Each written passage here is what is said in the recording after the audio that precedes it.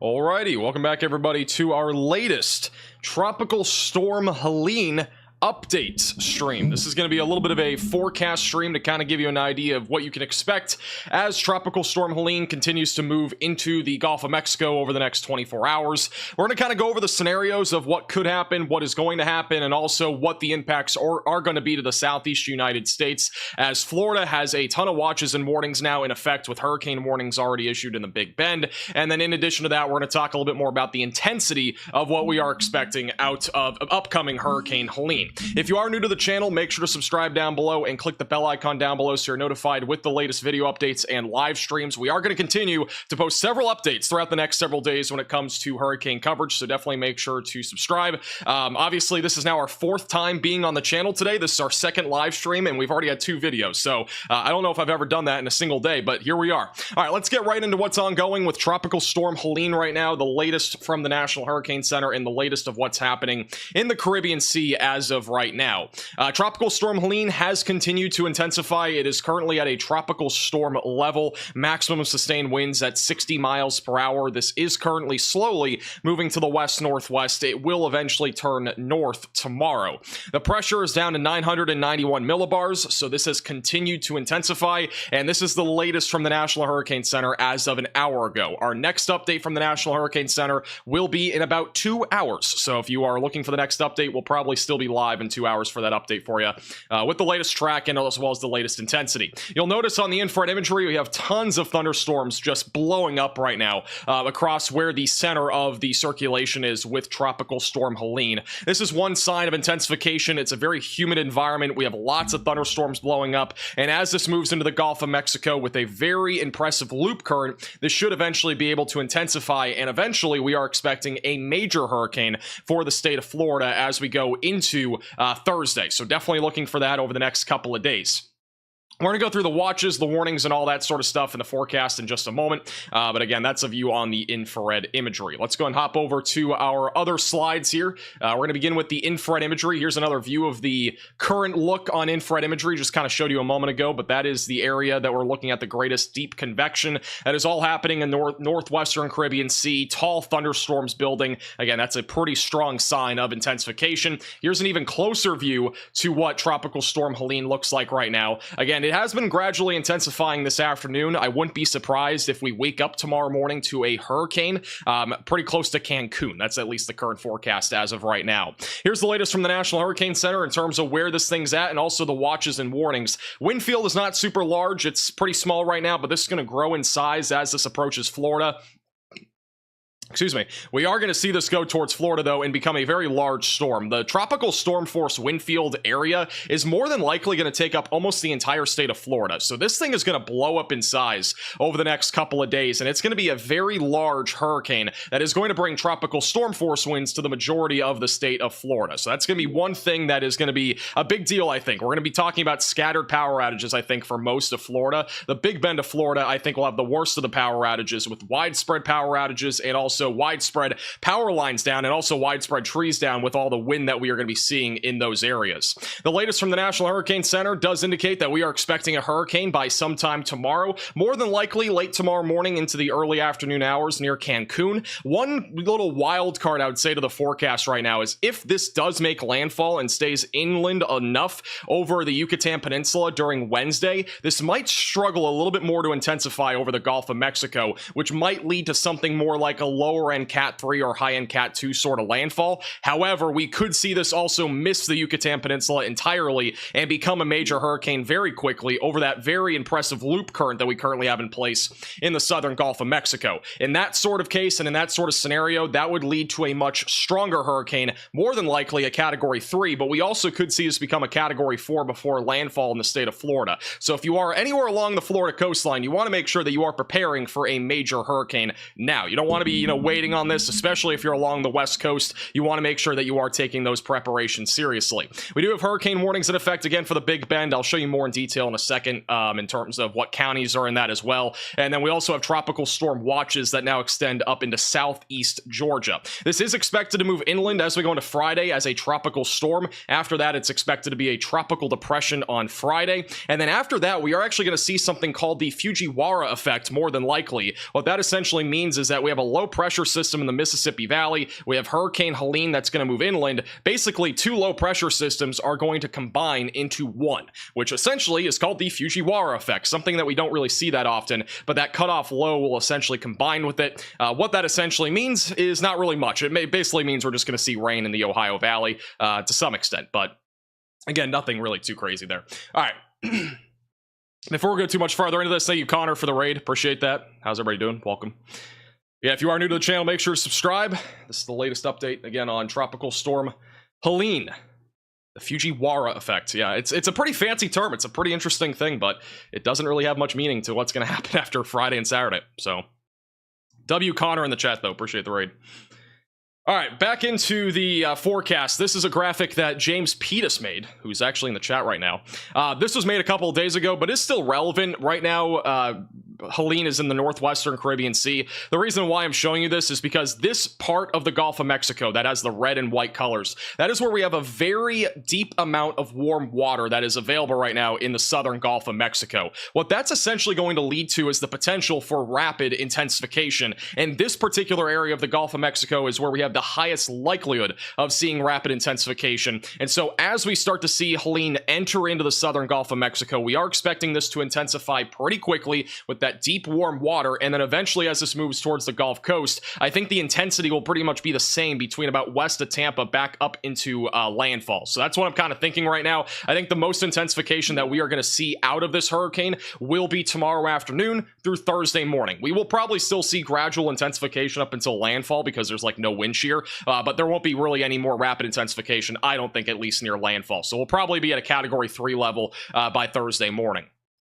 All right, I'm going to have to start moving this display capture a little bit because we are kind of out of picture for some reason. Let's do this. All right. All right, here's the latest HAFS A model run. This is a hurricane model. It is designed specifically for hurricanes. The latest model trends. A new tornado warning has been issued. We really still getting tornado warnings in Ohio? All right, I'm going to check this real quick, and then we're going to go back to the forecast.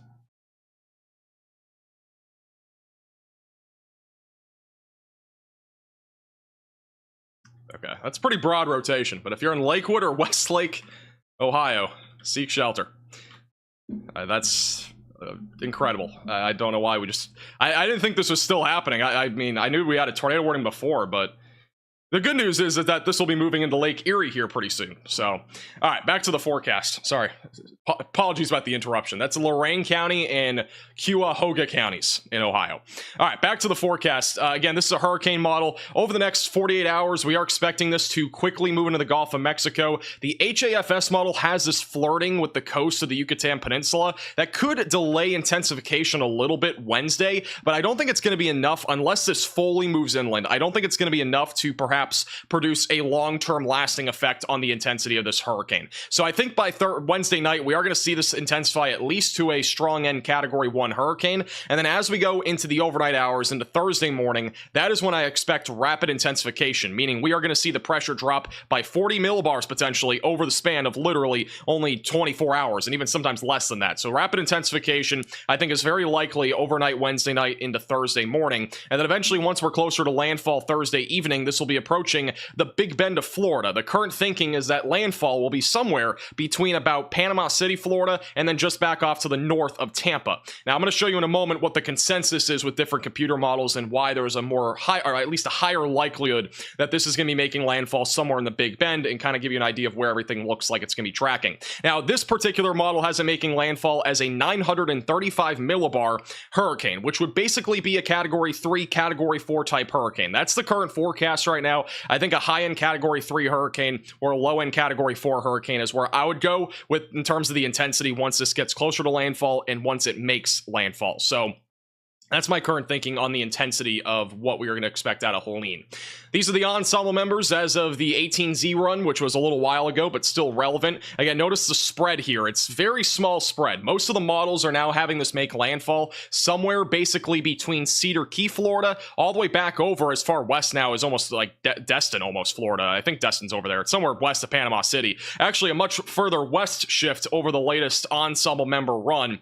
With that said, we've seen this windshield wiper effect happen a lot, and until this gets past the Yucatan Peninsula tomorrow, I think this will still change a little bit. I think these models are going to keep going back and forth a little bit. That windshield wiper effect is what we call it. So I think that this will probably end up making landfall somewhere over here, probably near Cedar Key. That's my current thinking, but at this point, models are still pretty split on that sort of landfall. Here's what some of the other models are showing on Tropical Tidbits. This is the most recent run. Almost all of them have it making landfall just east of Panama City. Again, personally, I still think this is going to go a little bit more to the east, probably going to go more towards Cedar Key. What that essentially means, even if we have a shift that small, will basically mean that we're going to see even more storm surge for areas near Tampa Bay, basically what's forecasted right now. If it goes more to the west, that would be better news for the west coast of Florida. We would still have storm surge, but it would be slightly lower in nature. So a minor change, even 30 miles west or east, is a major difference when it comes to impacts, especially since Tampa Bay is a lot more populated. And we're going to talk more about the specifics with Tampa in just a moment. All right, now I'm going to bring you through the future radar. I am using the NAM model. The reason why is because I think it does show you at least a good idea of what you can expect in terms of impacts. Again, this is not the NAM 3K model. We're not using that model. We're never going to. The only reason why I'm using this is because I'm showing you the future radar and the wind gust potential, which I think is relatively accurate for our forecast anyway. So until, I know there's going to be somebody in the chat like, why are you using this model? It's not really that bad of a model if you use the normal version. But this is what it shows once we go into Thursday afternoon. Again, notice those outer bands are going to start to arrive to Florida. The potential for a few tornadoes will be possible across central and northern Florida. Obviously, tornadoes are not the main concern out of this hurricane, but it will be a concern. And we do have a slight risk in place for Thursday, which is tossing trampolines on tall trees Thursday, across northern Florida and also southeast Georgia, where the potential for a few tornadoes will exist. Once we go into Thursday evening, this eventually makes landfall. NAM model has it making landfall just east of Panama City, essentially, again, back up in the Big Bend. So that is the current thinking as of right now for landfall positioning. With that said, the rain, the heaviest of the rain and the worst of the winds are going to arrive Thursday afternoon and evening, back over in parts of the Big Bend near Tallahassee and just to the southeast of Tallahassee. Again, this could shift a bit further east, so the worst of the impacts could also be a little bit further to the east as well. I do want to point out that Tampa Bay and even down to the southwest, parts of Florida, you're not off the hook even Thursday afternoon. We are going to start to feel impacts from this tropical storm / hurricane as early as tomorrow night. The storm surge is going to start to begin in the Florida Keys tomorrow night. Thursday morning is when it's really going to ramp up across the west coast when it comes to storm surge, and eventually tropical storm and hurricane force winds will start to increase throughout the daylight hours. So, don't be caught off guard. You should be making sure that your plan and all your preparations, whatever it might be, is in place literally like tomorrow by the latest. But you should really have it done by, early tomorrow morning if you can. If you don't want to do it Thursday though. Thursday is the day where we're going to start to see deteriorating conditions very quickly. Here's the wind gust map, kind of give you an idea of wind gusts and wind speeds here across Florida. When is that arrival of the worst winds going to be coming? I do want to throw it out right off the bat that this will not, I don't think, be a repeat of Hurricane Irma, where that literally brought widespread power outages to Florida. I don't see that happening. However, this is going to be a very large storm, meaning that I do think that we'll at least see isolated to scattered power outages across almost the entire state of Florida. So, if you're anywhere in Florida, that's what we're going to basically be talking about. Make sure that you have flashlights ready to go, charge your devices up, whatever you got, make sure that's all ready to go. If you have a generator, definitely have that ready to go because there will be at least scattered power outages across the state. This is what it looks like by Thursday morning. Wind gusts start to pick up, again, relatively low at the beginning of the day. This is going to, again, gradually and almost rapidly increase by the afternoon hours. Sarasota, Cape Coral, going to start to feel tropical storm force winds by Thursday morning. By around lunchtime, the winds are really going to start to pick up. The worst of the hurricane force winds should be offshore, but again, a 30-mile shift to the east could bring some of the worst winds to Tampa. So again, that track could very easily shift as we go into Thursday afternoon. The track is still a little bit questionable. We could see this a little bit further east. This particular model has it a bit further west than what I would put it at. I think the winds could be a bit higher in Tampa and Sarasota. I also saw a meteorologist put out earlier today that, Tampa is not going to see, much of any wind. I would definitely not say that because you guys are going to see wind, even if it's not like, significant, like as in 80+ mile per hour winds. I do think at the bare minimum, you are going to be talking about tropical storm force winds, which could lead to some power outages. And also storm surge is going to be able to put, all that wind is going to push some of that storm surge inland. That's another thing that you want to be keeping in mind, especially for the coastal communities in Tampa. So don't think there's no wind threat. There is a wind threat. It's not right now forecasted to be major, but it's going to be enough for there to be some power outages. So I'm just throwing it out there, just letting you know, again, even though maybe somebody said something otherwise, definitely make sure that you are prepared for the potential for wind there. By around the afternoon hours, the wind field really coming closer to the coastline. Hurricane force winds are going to be felt basically anywhere from about the Big Bend all the way back through areas north of Tampa. Tropical storm force winds pretty much for the entire state, if not very close to it. And then as we get closer to the evening and upon landfall, the winds will really pick up back over near Panama City, Gainesville, and Tallahassee. I do want to reiterate this. I've reiterated it a couple of times. But again, the eye, and if the eye is 30 miles more to the east and makes landfall more towards like Cedar Key, Panama City is not going to really see much of anything. If this does actually make landfall, though, further to the west, as this particular model shows, there will definitely be a potential for some hurricane force winds. Hence why you should be prepared, again, for, the potential for at least that if you're over in Panama City, and also the potential for storm surge. Storm surge forecast also changes depending on where the eye goes. But for now, the National Hurricane Center, I think, has a very good grasp on what's going to happen. And we're going to show you, again, the storm surge forecast in just a moment from them. Once we go into Thursday evening, and eventually after that, we're still dealing with tropical storm force winds for the majority of the state of Florida until this all winds down as we go into Friday. This will also continue to go up through the Carolinas and also back into the Ohio Valley Friday. We will have the potential for power outages even back up into Tennessee, North Carolina, Georgia, and South Carolina. Again, it's not going to be widespread, but there will be some isolated and maybe even some scattered power outages, as wind gusts will still be upwards of 50 to 65 miles per hour. By Friday afternoon, this starts to die out. Fujiwara effect more than likely takes place back over in the Ohio Valley with wind gusts anywhere from 40 to 50 miles per hour. And then as we go into Friday evening, this starts to just basically become one single trough, and not much is going to happen there. This is another forecast graphic that James Pettis made. I honestly still think that this is honestly a pretty good forecast for right now.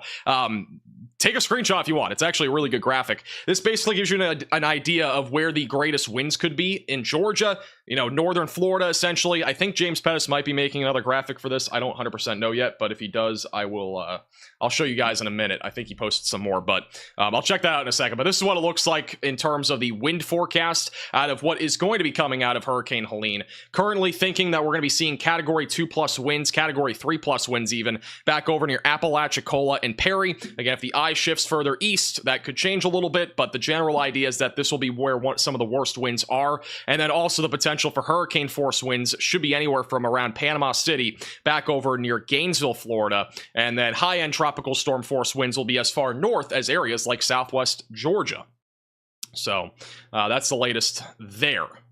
And let's go over to the rainfall accumulation. This is the current forecast from the GFS model. Honestly, flooding should not be the biggest threat out of this. However, due to the track and also this system more than likely turning inland more as we go into Friday, we are probably going to see some more significant flooding back over in Georgia, South Carolina, and even western North Carolina. So these areas have the potential for 4 to 8 inches of rain. There could also be some spots upwards near a foot of rain. The greatest rainfall in Florida is going to be back over in the Big Bend, where the core of where the eye is going to be. That's where most of the rain's going to fall. That's what I'm thinking in terms of the greatest rainfall threat back over near Panama City. The rest of Florida dealing with a widespread area of a ½ inch of rain to up to 3 inches of rain. It's a large range, but that's what we'll be dealing with there from some of the outer bands of what's upcoming with Hurricane Helene.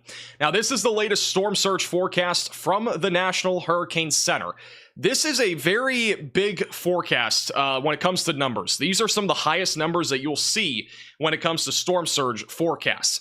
Many reasons why, but one of the biggest reasons why is because this is obviously going to be a pretty big hurricane, and the winds are also going to be very strong as long as this is a Category 3+ hurricane upon landfall, right? So storm surge is going to be one of the biggest problems. We're going to be dealing with a widespread area here of a peak storm surge between 10 to 15 feet back over in the Big Bend of Florida. That means if you're anywhere in these areas, you need to make sure if you are near the coastline that you are taking evacuation orders very seriously. I can't stress it enough because, again, storm surge is literally the #1 killer when it comes to hurricanes. This is the #1 threat, I think, out of Helene is going to be the wind. Or sorry, not the wind, the storm surge. But wind is also another big concern. But this area, if you are right near the coastline or anywhere in those inundation areas, you need to make sure that you are taking those evacuation orders seriously. Indian Pass, 5 to 10 feet of storm surge. Tampa Bay currently forecasted around 5 to 8 feet of storm surge. Personally, I think that's a very realistic forecast. That could go down a little bit. It could go up a little bit depending on the track of what Helene ends up deciding to do. 3 to 5 feet of storm surge near Charlotte Harbor and also back through southwestern Florida.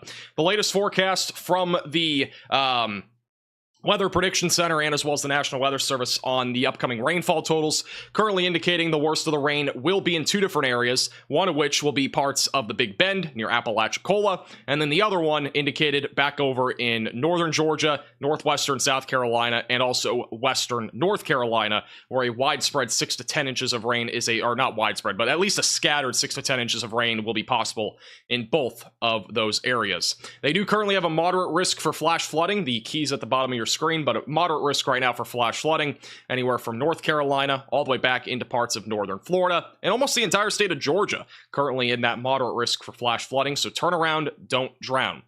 Some people ask about historical comparisons when it comes to, this hurricane compared to others. Obviously, we don't have a hurricane yet, but once it becomes a hurricane and once it makes landfall, there will be probably a track on here that indicates another major hurricane that we've had hit Florida as a Cat 3 or higher. But just for reference, over the last 10 years, we had Hurricane Michael in 2018 that rapidly intensified into a Cat 5 before landfall.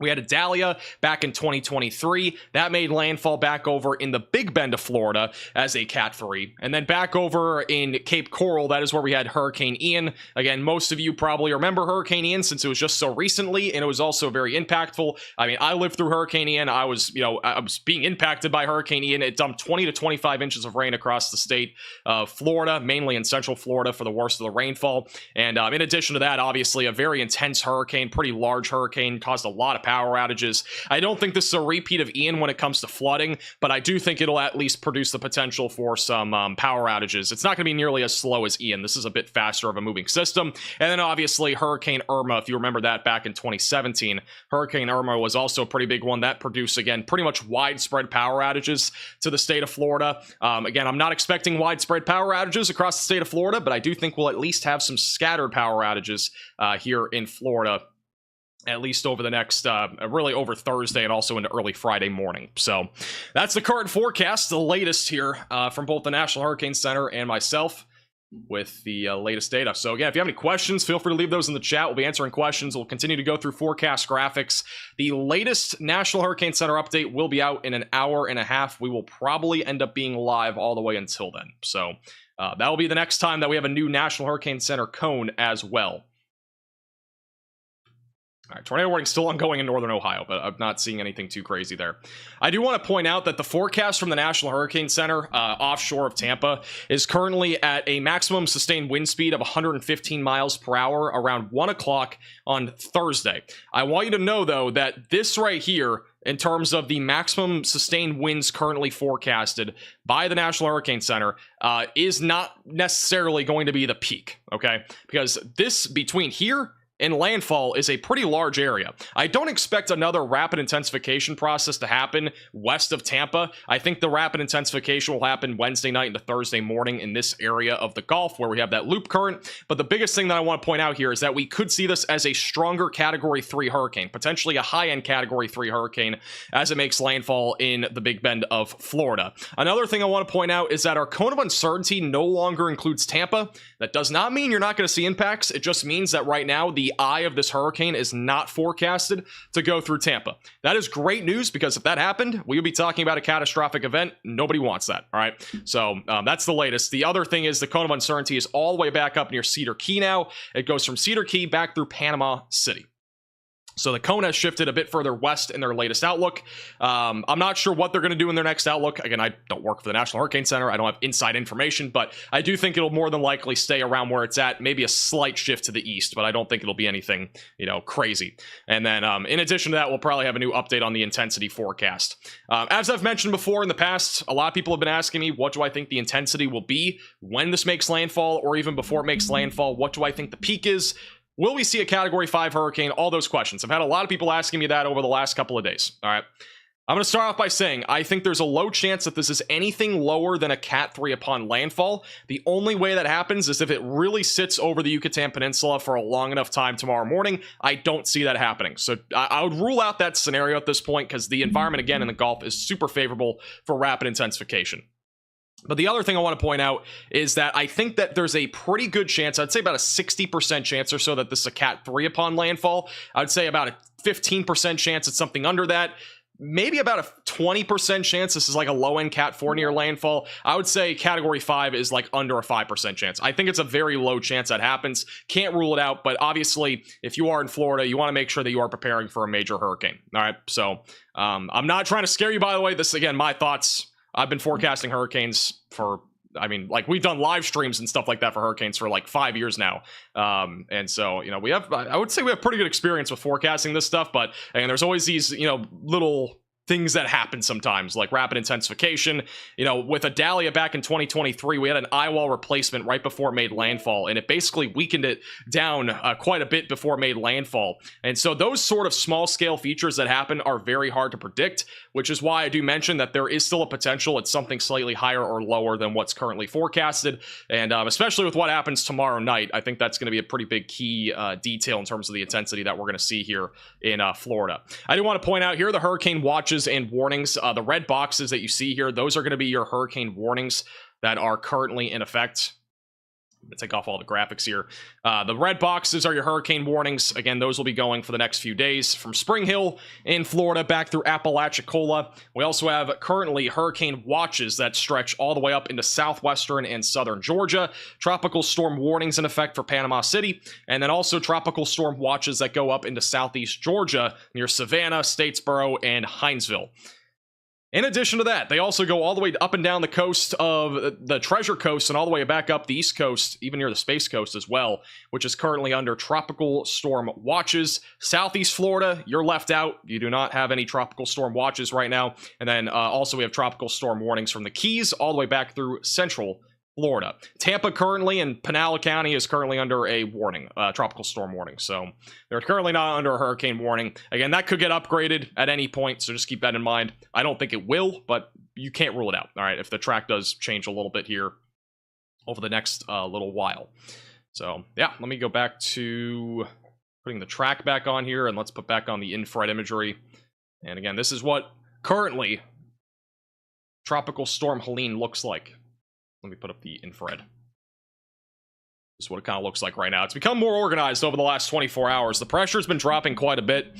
Pressure's down to 990 millibars. But again, the biggest intensification that we're going to see out of this will end up being on Wednesday night and Thursday morning. So we'll have intensification tonight. Hurricane probably by tomorrow morning or early tomorrow afternoon at the latest. But yeah, right now it's a tropical storm. All right, thank you, Johnny, Charles, and Scott for all becoming members. Thank you, Velocity, for the $4.99 super chat. My Uncle John is on a cruise. Hope he stays safe. Thank you, Ronnie, for the super chat. Weatherman Plus on YouTube said this will not be a major hurricane. I mean, I don't know, man. I forecast a major hurricane. Almost everybody else has forecast a major hurricane. I'm not downplaying something, especially with this sort of magnitude and with this environment that we have. And I'll go back to this graphic again. I mean, it's hard to deny what we have right now in the Gulf of Mexico when it comes to ingredients. It's so hard to deny it. Because again, we have this loop current. Ocean currents are very impressive, but the loop current is also a big deal. This is basically a very warm pocket of water in the Gulf of Mexico that's also very deep, right?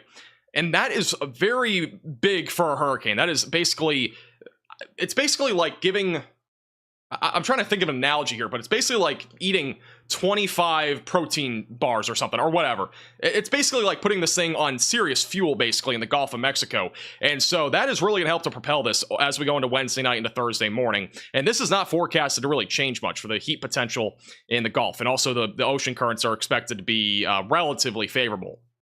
So again, I do not think we are talking about something that's going to be less than a Cat 3. The only way we don't have a major hurricane, in my opinion, is going to be because of potential land interaction near Cancun. But I don't think it's going to be enough for this to be weaker than a major hurricane. So I'm not trying to scare you. Again, that's not my goal here. I'm trying to tell you what I think is going to happen. I don't think this is lower than a Cat 3. I think Category 3 or a low-end Category 4 are both in play. So that's my current thinking in terms of the forecast. But I can't stress it enough. There are people that have downplayed this. I obviously didn't really start talking that much about this until we had a little bit more information, until something started to actually form in the Caribbean Sea.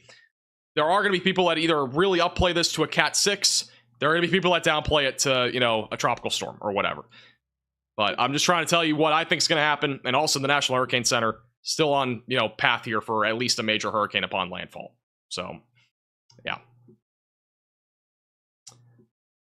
Thank you to Seymour for the $20 super chat. I appreciate the generosity. Thank you, Flix, for becoming a 3-month member. Thank you, Caitlin and Jose for the super chats.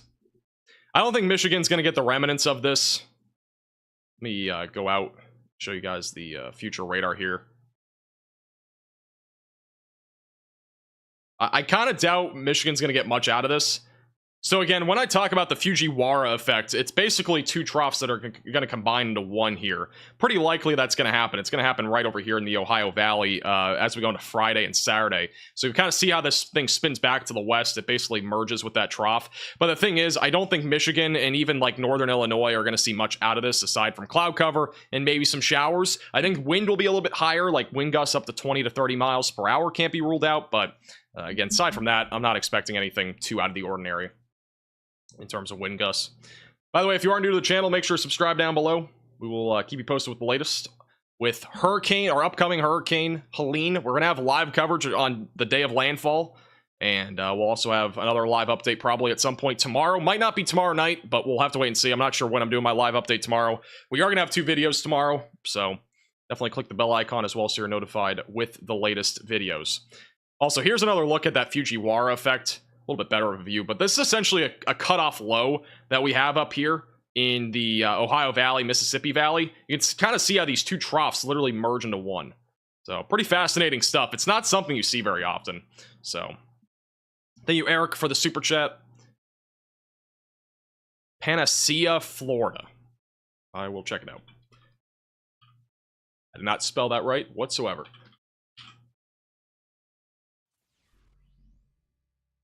Did I spell this right? I did, okay. The Flix also for the super chat. I think, honestly, if you're back up in Panacea, that's where we're going to have some of the worst of the storm surge and also the worst of the hurricane force winds. And I would anticipate that flooding is going to be pretty significant up there when it comes to rainfall.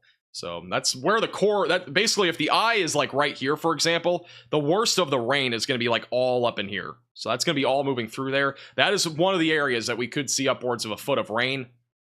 And also storm surge will probably be pretty significant.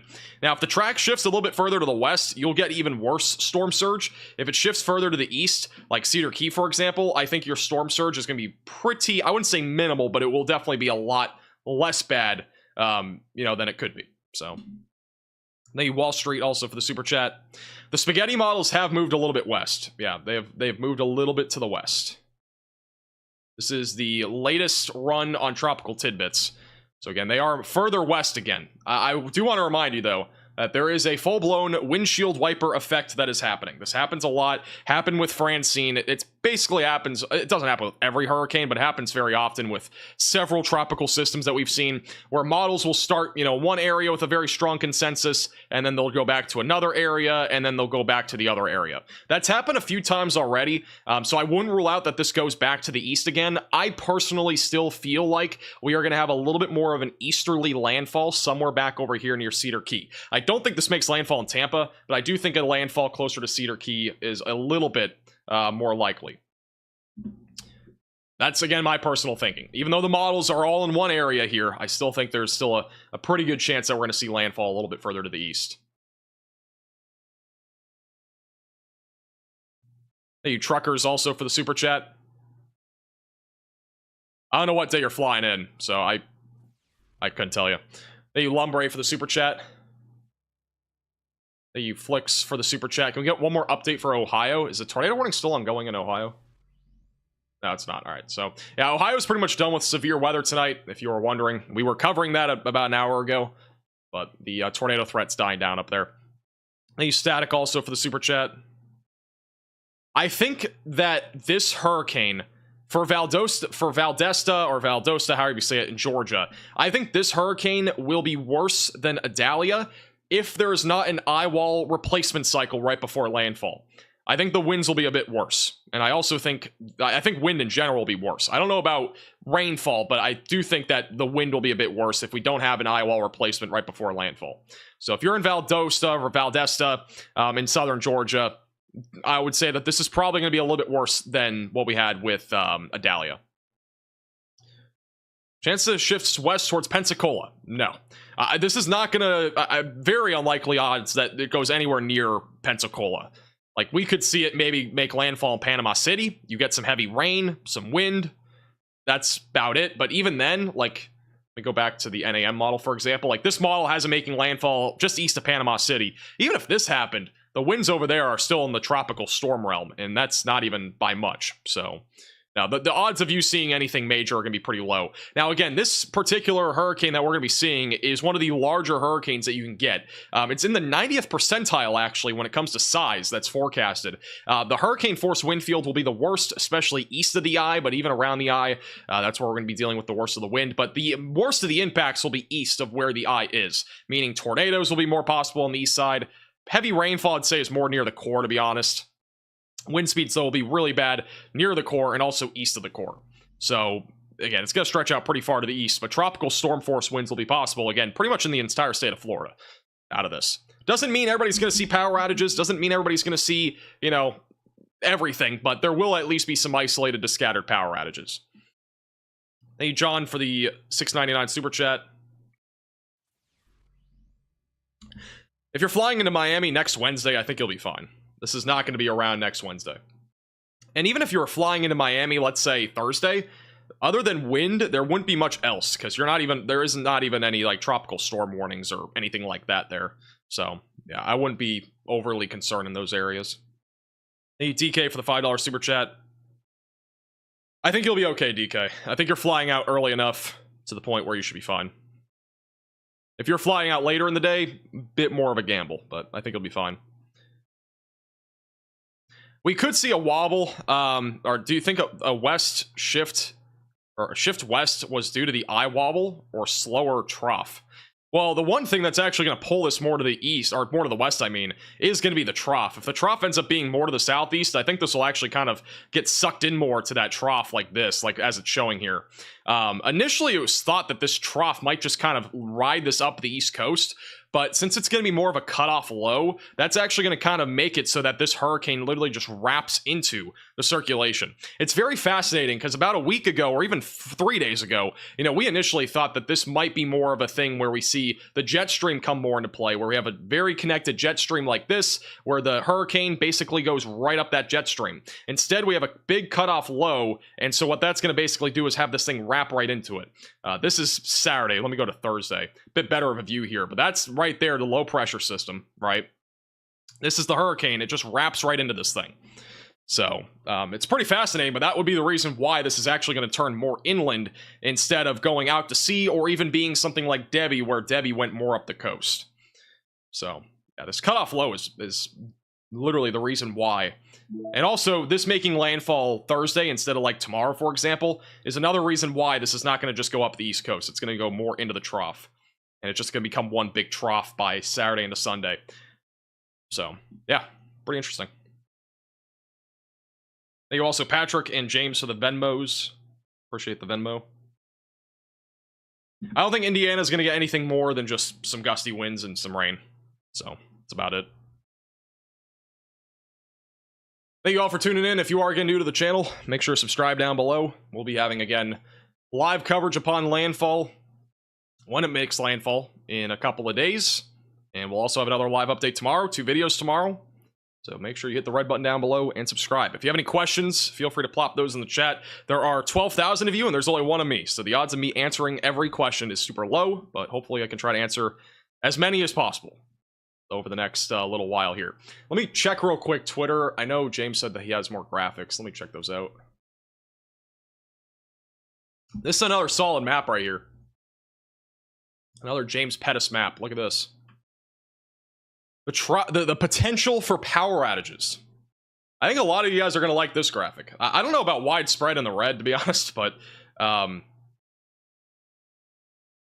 I would honestly say, let me just change the key real quick, because I do think this is a little bit of interesting wording. I would say that widespread is the purple. I would say scattered is the dark red, okay? So the dark red, scattered, and then widespread would be purple. I don't know if Tampa, though, is going to see widespread. I think it'll be more up in here for widespread. So, some adjustments to the forecast, but I actually think this is a pretty solid graphic. Thank you, Richard, for the 1 gifted member. Thank you, Kari, for becoming a member. And welcome to the Velocities. Thank you, Wax Velocity, for the $4.99. The next National Hurricane Center update on Helene is in an hour and 10 minutes. And we'll probably be live for that. Thank you, CJ, for the $5 Venmo. What do you think about Atlanta? I think Atlanta is going to be more of a flooding threat. Where is it? Right here. So rainfall is going to be the biggest concern up there. I think we're going to be talking about a pretty good area with 5 to 10 inches of rainfall, anywhere from about Atlanta back into western North Carolina. In addition to that, I wouldn't be surprised if we had a few pockets over a foot of rain. So that's what I'm currently thinking in terms of rainfall totals. But other than that, wind gusts will definitely be a possibility. Let me go back to this graphic here. And so you'll notice the worst of the wind speeds will actually be going through that Atlanta area and in northern Georgia Thursday evening and into the overnight hours. So we're going to have the potential for power outages as we go into Thursday night. I don't think we'll be live on Friday unless there's a tornado threat, because Friday is going to be mostly just some gusty winds, and that's really about it. So won't be much left on Friday. Thursday is really the big day. Thank you, Aiden, for the $4.99 super chat. I have a flight out of Orlando tomorrow at 4, and then a connecting flight at 7. If you're talking about Wednesday, I don't think you're going to have your flight delayed. I'm guessing that's what you mean by tomorrow. Thank you, Grim, for the super chat.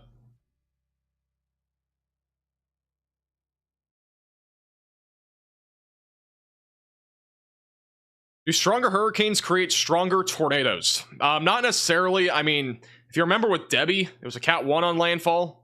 That didn't really produce... it produced a couple of tornadoes. It produced a few tornadoes in North Carolina. But if you also remember Francine, that thing produced like 1 tornado, I think. It was very minimal. Francine made landfall over here in Louisiana. Debbie did something like this. Debbie actually produced more tornadoes to the east of it, and it was only like a tropical storm or Cat 1. Francine was a Cat 2 on landfall and literally produced, I think, maybe 1 tornado. So, good question, but no, not really. That doesn't really technically correlate. Beryl, if you remember Beryl back in June or whatever, I think it was June, or was it? No, it was July. Back in July, Beryl produced a boatload of tornadoes. It produced like 100 across 3 different days. It started down here, went up into this area of the Ohio Valley, and then it went into the Northeast. It was a crazy stretch. Thank you, Everett, for the super chat. Thank you, Beehive, for the super chat. Good question, by the way. I do want to touch on the tornado threat just a little bit. We haven't really touched on that. Let's we'll just go to this. Plop into the NAM model real quick, and we're going to go through some different ingredients for tornadoes. I'm just going to see what they show for tornado parameter values.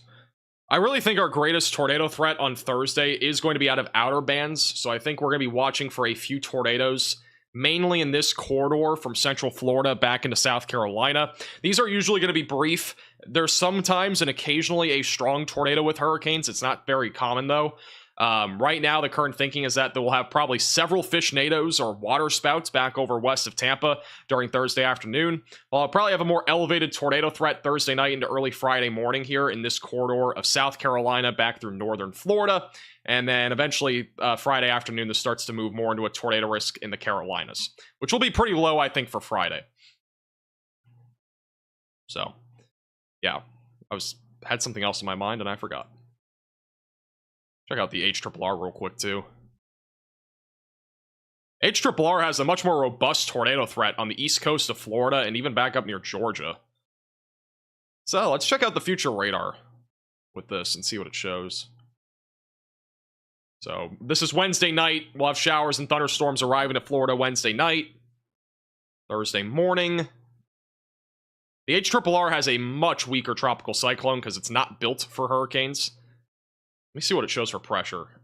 Yeah, that's just not realistic. So, unfortunately, this model, it's useful for severe weather and stuff, but it's not useful because it's not really, it's not programmed for hurricanes until, like, there's actually something in its viewing range. So, but with that said, I do think our greatest tornado threat will be back up near, like, Jacksonville, like, northeast Florida with those outer bands as we go into Thursday afternoon and evening. And then eventually, this will move into Georgia and South Carolina. So you can kind of see those outer bands training here into like Beaufort, Savannah area.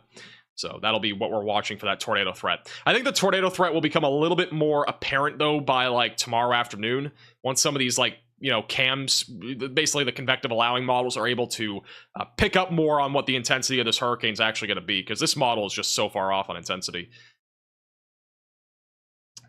There's one other thing I was going to show you. Oh yeah, the SVC outlook. Let me pop that up real quick. Show you the risk of severe weather for Thursday. So again, for tossing trampolines on tall trees Thursday, we do have a slight risk for mainly tornadoes. That's going to be from South Carolina back into central and northern Florida. Marginal threat goes from North Carolina back into southern Florida. Ow, hit my elbow. Thank you, Zach, for the Venmo. Thank you, Jack, also for the Venmo. Appreciate that. Jack, it's not related. The severe weather that we saw today, not really related to what we're going to see out of Helene.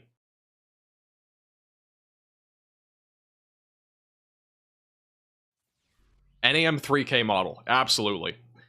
All right. I'm going to tell you guys right off the bat. I'll show you guys real quick what the NAM model's showing. But again, the NAM 3K model, never use it for hurricanes. I'll show you why. I'm not saying this is impossible, but this model does not forecast hurricanes at all well. It basically shows a historic Cat 5 in the Gulf. Again, it shows this with literally every hurricane. I'm pretty sure Francine did this. I did something similar. Francine was a Cat 2. I'm pretty sure it probably did it with Debbie too.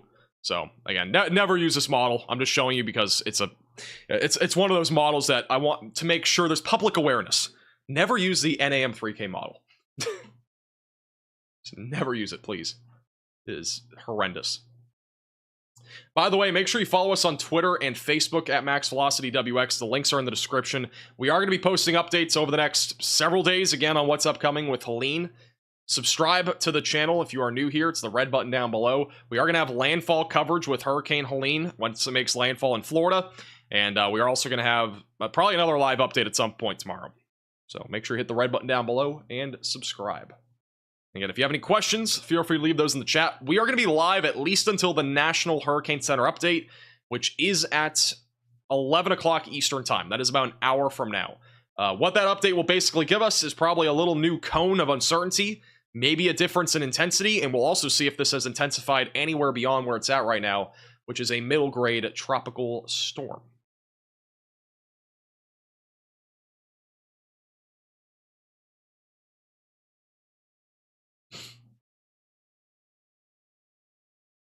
Is Tallahassee screwed? I wouldn't put it that way, but Tallahassee is probably at least going to get hurricane force winds with the current track. Potential for some localized, definitely a potential for flooding, at least localized flooding, but perhaps even the potential for, like, some more scattered to numerous flooding across that town or city. And, or I should say city. I've been to Tallahassee before. And then in addition to that, there will be a potential maybe for like an isolated tornado threat, but I think it'll be more to your east.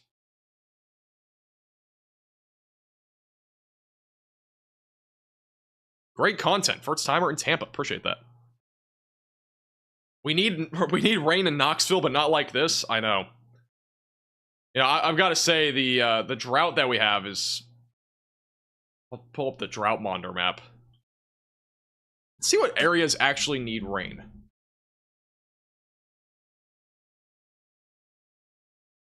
This is the drought monitor map as of last week. We have a really significant drought back up in Ohio and West Virginia. We do have one in Tennessee, too. So people in Tennessee are going to get some beneficial rain out of this. Maybe a little bit too much. South Carolina, Georgia, the entire state of Alabama, they need rain. So, yeah. It's definitely a good thing that we're getting rain in those areas, but it might be a little bit too much for some of those areas.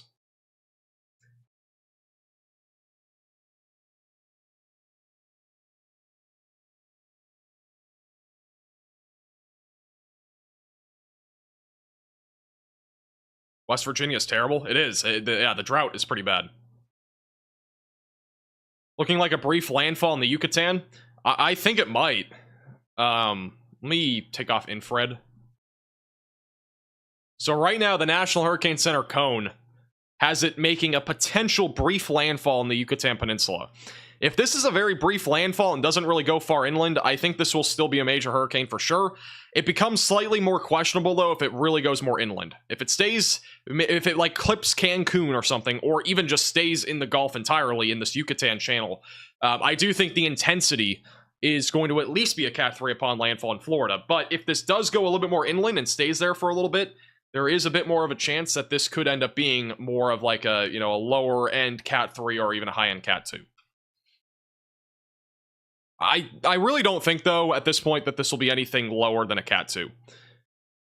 I already said I don't think it'll be lower than a Cat 3, but I think even lower than a Cat 2 is a big stretch with how favorable this environment is. So, it's my current thinking.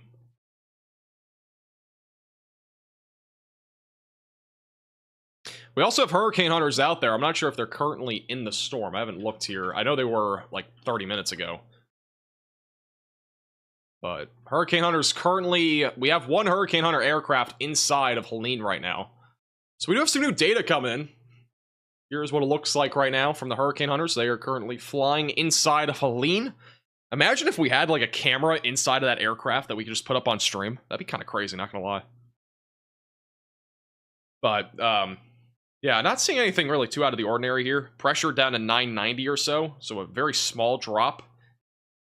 This is the measured data. Flight level winds near 50 to 55 knots. Again, pretty much around where it's at right now. Really no major increase in that department. Everything would be dark. It would be. It would also be very turbulent. I actually, believe it or not, I have a professor that is going to be flying one of those Hurricane Hunter aircrafts, I believe, tomorrow. So, yeah. Pretty interesting stuff. I actually know somebody that's going into it tomorrow.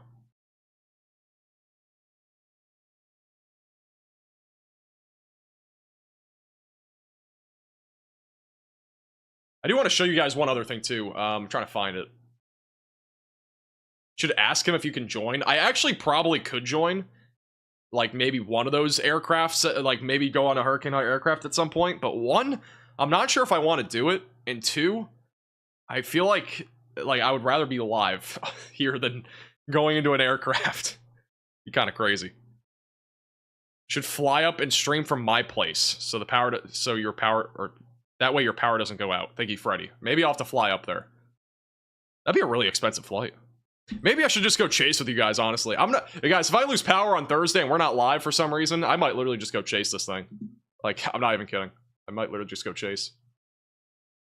If for whatever reason I do lose power, because I am in Florida, if I do lose power, like, early in the day, and I don't, if I don't feel like, I might literally just go drive over there. Like, I might literally just go chase.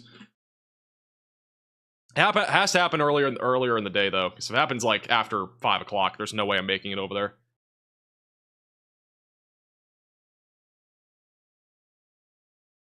I do have other places I could go, by the way, to stream. But I'd much rather stream from the studio. I don't feel like going to a place where I don't have my studio equipment and stuff. I'd rather be here. We have much better equipment for streams like this. So, but we'll see. Again, we'll see what happens Thursday. Any chance of an Eastern shift? I mean, I still think an Eastern shift is in play. Current thinking spaghetti model is currently putting it more over towards the Big Bend. I still think this could shift back to the east. Again, we've had this like windshield wiper effect. That could happen again here sometime tonight, or sometime tomorrow as this moves into the Gulf. Go with Freddy, not Connor, so you don't end up being in a ditch. Well, fun fact, Freddy and Connor are going to be in the same exact vehicle. So I don't know. I don't think I can avoid them. I don't think I can avoid Connor. So we might be getting stuck in a ditch if I go. It'd be so lit though if I went. I would love to go for one of these hurricanes, dude, at some point. I remember chasing Hurricane Nicole. That was pretty lit. It was a low end Cat 1, but it was still pretty cool. Can only imagine what a Cat 3 Plus would be. Maybe next year. Maybe next year. We'll see. Maybe if I can find somebody that will just stream for me when I'm, like, intercepting a hurricane. Maybe I'll go, like, on one of those or something like that. Hey, that real Doggo for the $4.99 super chat. How have I been? Doing pretty good. Just chilling. We've had 2 different live streams today. One for severe weather, one for this hurricane or tropical storm update, about to be a hurricane. And we also have had 2 videos today, which is crazy. We've never had that happen in a single day. So, history has been made today.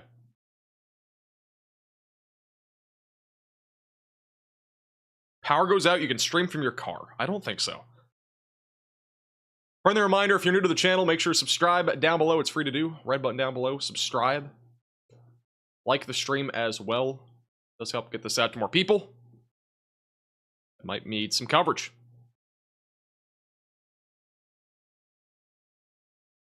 Am I staying up fully for the hurricane? What do you mean? Like for the landfall? I mean, I don't know what we're doing right now for Thursday. We might go live early in the day for an update and then go live again in like the evening. We also might just do a full-blown 12-hour stream or something. I'm not sure yet. We'll see how it goes.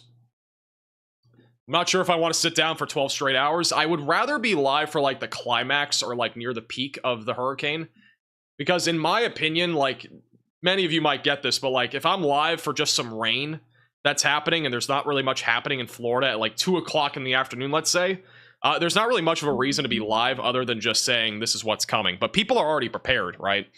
So my current thinking is that the odds of me right now being live for 12 hours, I would say on Thursday, are very low. I would much rather break it up maybe into like an update in like the late morning or something, and then a live stream coverage closer to landfall. I'd much rather have actual stuff happening though, because like otherwise it's just going to be me talking about what's upcoming. We've already been doing that for the last couple days, right? So there's a chance our stream is like 5 hours long for landfall or something like that. And again, we'll have multiple storm chasers out there. We're going to have Connor Croft. We're going to have Corey Gherkin, Brandon Kopic, Stormrunner Media, I believe, as well. I'm not 100% sure yet, but I think they're going to be there. Ben Williams is a maybe, probably. And then Cannon Calton is a expected. So we have like 7 chasers or 6 chasers. And PA Storm Trackers. So yeah, we have over half a dozen chasers. We're going to have tons of live cameras. We're also going to have the Radar Omega Cyclone ports. I'm not sure if the bench camera is returning, but we're going to have tons of live cameras for landfall. And so I would much rather be, again, live for the landfall than the entire day. Because I'll just get burnt out being live for an entire day when nothing's really happening. So that's my thinking.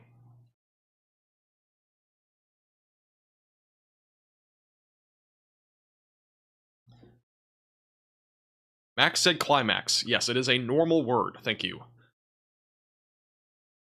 I remember when you only had 1 chaser. We only had 1 chaser up until May, and now we have like a dozen. It's kind of crazy.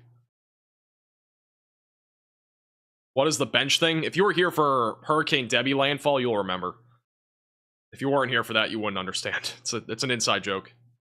How bad do you think Volusia County is going to get hit? I think it'll be mostly wind. The map that I'm showing you right now. I think it'll be mostly wind for those areas near like Orlando and Daytona Beach.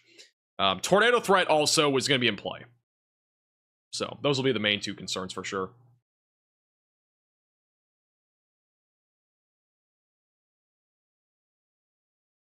Bench was goated. It was the most goated thing ever.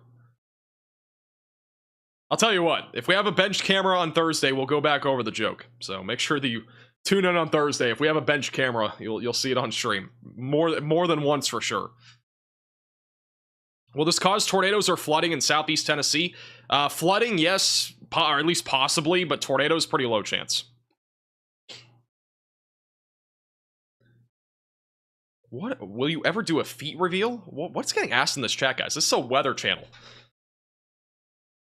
Can you stream from the bench? I'm not streaming from the bench. No, I would probably get absorbed by a storm surge before, like 10 hours before landfall, if I was at that bench. Cat 5 potential? I would say it's a very low chance that we have a Cat 5. Very, very low chance. There have been some people that have said this is going to be a Cat 5 upon landfall. I mean, to be honest with you, there's nothing that proves that. There are models that have shown intensities close or at least around that level, but it would be a very hard achievement, I think, for this to be a Cat 5 near landfall, or even upon landfall. It's not impossible. I would just say it's a very low chance. I think a low-end Cat 4, high-end Cat 3 is my current forecast. Tomorrow, that could change a little bit depending on what happens, but I mean, again, these models, like the hurricane models, they're still indicating pressure down to like 945, which would be in the ballpark of a Category 3, maybe even a low-end Cat 4. Apparently, the ship's model is also showing a Cat 4 now, which that one's been pretty notoriously pretty accurate. So that one has been showing a Cat 4 now. I mean, the HMON model, which is another hurricane model, that also shows a Cat, like high-end Cat 3, low-end Cat 4. How bad will Kentucky get hit? Ask Grim with the $4.99 super chat. Kentucky will be mostly just rain and some wind. Wind gusts up to like 40 miles per hour possible, but yeah, I'm not super concerned about those areas. Thank you also to Roan for the $5 super chat. I highly recommend you get a battery-powered fan. It saved me after Barrel. It's not a bad suggestion. Wonder if Disney World will close. I could not tell you. I would have to say Thursday is definitely a possibility. I don't think they're closed Friday or Wednesday for sure, but I think Thursday it's possible because of the wind. Other than the wind, though, it's going to be a pretty normal day at Disney. So I'm not even sure if they'll close for the wind. So I would say like a 30% chance that they close. Again, if they close, it'll be because of wind. The HWRF model also has this at a 941 before landfall. So, and obviously hurricanes are not measured off of pressure. They're measured off of wind. They used to be more based off pressure, but now they're based off wind. For those that are wondering, if it's anywhere between 926 millibars to 945 millibars, that would typically be a Category 4 hurricane. That's not always the case. Obviously, that's what it shows here. That's not always the case. It depends more on wind, but in this particular instance, this would be a Cat 4 hurricane with the wind barbs. It looks like, if I'm reading that right, I don't know if I'm reading that right. That's around 100 knots, so maybe not, but it's not far from it. Like 110, 115 miles per hour. I still think the reasonable forecast right now is a mid to high level Cat 3. Can you talk about the Fujiwara effect? Sure. The Fujiwara effect, again, is when we have a cutoff low like this right here that's going to actually steer this hurricane. And essentially what we're going to have is this low pressure system, which is a hurricane. That low pressure system, as we go into Thursday night to Friday, it's basically going to get absorbed by this low pressure system. And that's what's going to basically turn from 2 troughs into 1 trough. And that's what we call the Fujiwara effect. It's pretty fascinating. Not something that happens very often. I'm not going to lie, the weather after this looks dead. There's like nothing happening on the GFS model beyond this hurricane. So, I guess that's good news if you want a quieter weather pattern. Unless another hurricane happens, which could happen.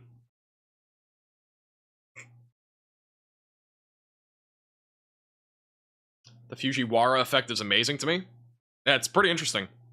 Is it weird reporting on the weather that might affect you? I mean, if I was directly being impacted, like if this was going to make landfall right where I am, I would be pretty, sketched out. That'd be kind of weird. But no, I mean, every time we go live, it's usually not for something that's happening to me. So I guess that's a good thing.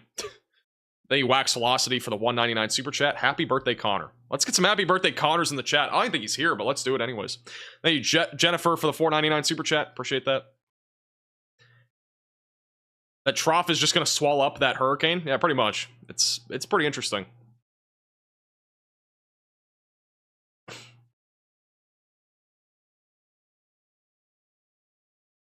Another reminder, by the way, last second preparations, if you are in Florida, make sure that you have water ready to go, for at least a week or two, especially if you're over in the Big Bend. Make sure that you have flashlights charged up, ready to go, have batteries on hand, have iPads, iPod touches, iPod shuffles maybe, if you have those charged up. They are light sources. All that sort of stuff, have that ready to go. If you have portable chargers, good time to have those charged up, especially if you're in the Big Bend. If you are under any evacuation orders, take evacuation orders seriously. Cannot stress that enough.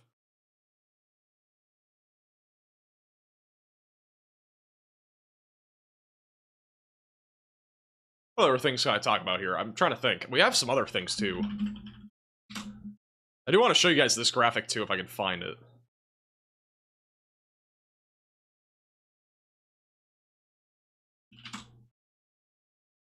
YouTube has boring emojis? We have fun emojis. If you're a member of the channel, you get a whole selection of emojis. You become a member with the join button down below or the top link in the description below. Hey, if anybody sees that graphic on Twitter that is like it looks like a house with the storm surge and like there's people there, can somebody send that to me? If anybody knows what I'm talking about, can somebody at me on Twitter on that graphic? I don't know where it is. I can't find it. Thank you, Christopher, for becoming a member. Thank you, Tech, for the $5 super chat. Thank you, Ashley, for the $5 super chat. Appreciate that. Thank you, Jen, for becoming a 4-month member. North Carolina should be mostly just rain, some wind, and then also maybe a couple tornadoes. Thank you, Gry, for the super chat. Northeast Florida should be mostly wind as well, and then again, an elevated tornado threat on Thursday. Thank you, Matthew, for the £5 super chat. Appreciate that.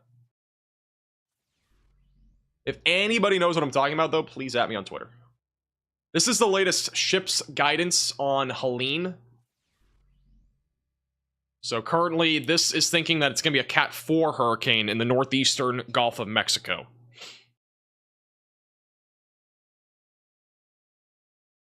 And then, again, rapid intensification probabilities, all that sort of stuff. But, yeah. I tagged you. Okay, I just got tagged like 25 times, guys. All right, thank you. I appreciate everybody tagging me. I didn't even be tagged 29 times on the same post. All right, this is the graphic I was going to talk about. This is what storm surge means, all right? So, again, for those that are near the coastline, this mostly pertains to you. Again, storm surge currently forecasted to be at a maximum of 15 feet in the Big Bend of Florida. This is what greater than 3 to 6 feet is. It's going to be above your head. So if you're in a one-story building, you're not going to be safe.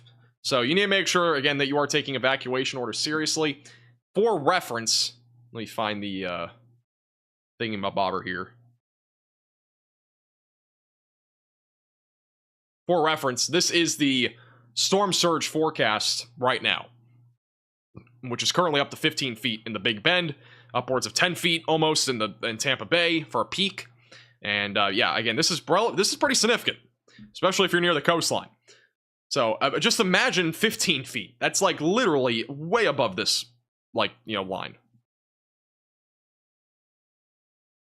Talk to us about your love life. It's awful. Thanks for asking. Thank you to Tech for the $5 super chat. Powell Taylor County Fair. I think Taylor County is going to have some of the worst impacts. Probably the worst storm surge, or at least near some of the worst storm surge. Hurricane force winds. Going to be pretty much peaking there. Category 2, Category 3 type winds. That's what we're kind of expecting there. Flooding, rainfall too. Definitely going to probably be having upwards of 8 to 12 inches of rain. Thank you, Gavin, for the super chat. Palm Bay is probably just going to be mostly wind. Mostly just wind there. How's it going, Briley? A Category 6 possible? Can never rule it out on TikTok. Might even have a Category 7 brewing on TikTok. Are there any posts of a Category 6 on TikTok right now? I'm honestly curious. I don't feel like pulling up TikTok in case it plays audio, but I do feel like there's probably Category 6 stuff going around on TikTok right now.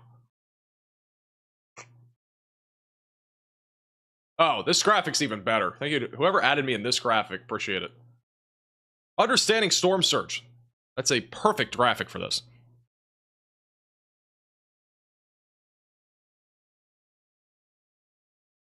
That's what storm surge looks like. And yeah, we could see upwards of 15 feet of storm surge. It's a graphic from weather.gov.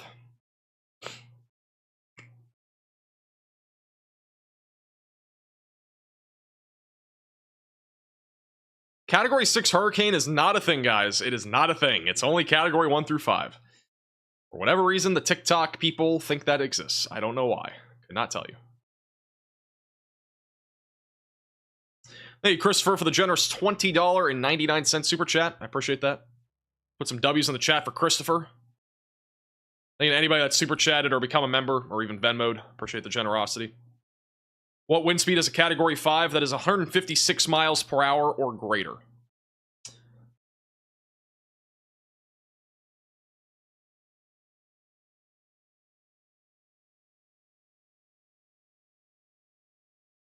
The latest NAM models coming in terms of wind speeds and stuff, so I'm just kind of going through that, seeing what it looks like.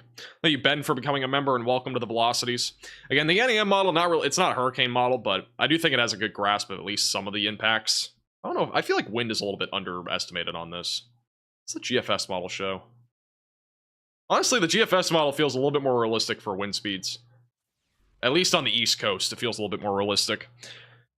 Because that offshore, I mean, the winds are going to be kind of almost coming offshore. That can kind of increase the wind speeds a little bit up there in, like, you know, Palm Bay or Daytona or Jacksonville. Thank you, Fallon for the super chat. Clearwater Beach.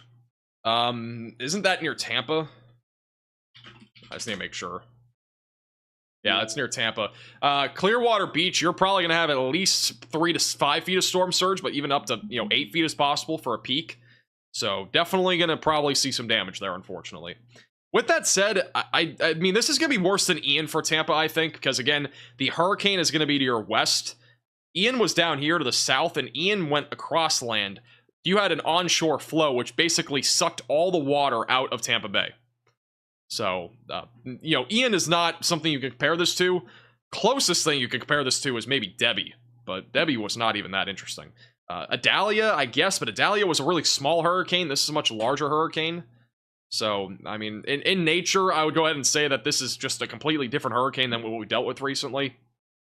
It's much larger in size. The wind field's going to be larger, so that's going to allow for more storm surge in Tampa Bay. So, that's why we have the potential for up to 8 feet of storm surge. Let me look up real quick. Let me look what Adalia's forecasted storm surge was. I'll do a quick little compare and contrast. Okay, so this was Adalia for reference.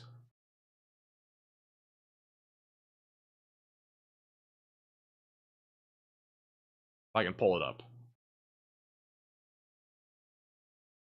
Trying to get the image. I'm going to compare this because it's a pretty good comparison to what we've seen recently.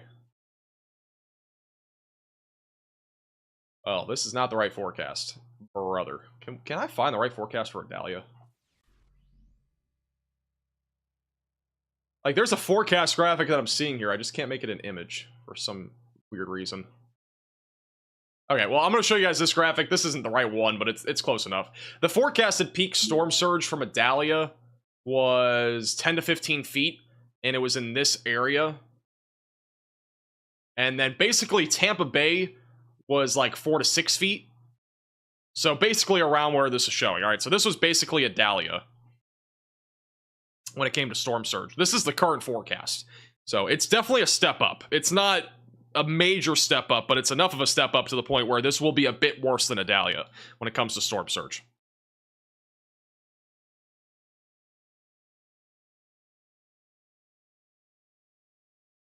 Friendly reminder, if you are new to the channel, make sure to hit the red button down below and subscribe. Again, we're going to continue to have eventually Hurricane Helene updates over the next several days.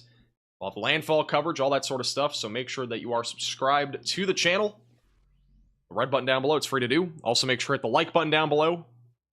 And click the bell icon down below as well so you're notified whenever we go live and whenever we have our next videos. Again, we are waiting for the next National Hurricane Center update, which is in approximately 40 minutes. So stay tuned. Thank you, John, for the $4.99. I don't think St. John's River is going to be as bad. I mean, Ian was way worse. I don't feel like St. John's River is going to be impacted that heavily. There could be some impacts, but I think it'll be more minor. Hey, Justin, for the super chat. North Georgia here. Got to take down my 12-foot skeleton. I mean, why are we putting up Halloween decorations over a month out? I'm just wondering. This is like people that put Christmas trees up in September. It's crazy. Thank you, Sky, for the super chat. Thank you, Allie, also for the super chat. Panama City Beach. Panama City Beach is kind of on the cusp of either having a big-time hurricane go right through or kind of being on the east or on the west side of wherever this eye is, getting some of the like least impactful stuff. There's basically there's a worst-case scenario where it makes landfall in Panama City. I don't think that happens, but it is a possibility. Or it goes all the way out here to the east towards like Cedar Key, or even makes landfall near Tallahassee and ends up only bringing tropical storm force wind gusts and some, rain. So Yeah. There's really multiple scenarios. Let's hope that this just doesn't go into the Gulf. Can we just get somebody to put a mountain up, like, right here between Cuba and, like, the Yucatan? That'd be fantastic. I would literally just get rid of this storm entirely. That's what I'm talking about, guys. Like, let's just put up a big mountain right here. If we just put a big mountain up right here in the middle, like, this thing would just die out. It'd be crazy. Thank you, Leopard, for the $10 super chat. Unsubscribing because this guy hates Halloween. I don't hate Halloween. It's just, it's early.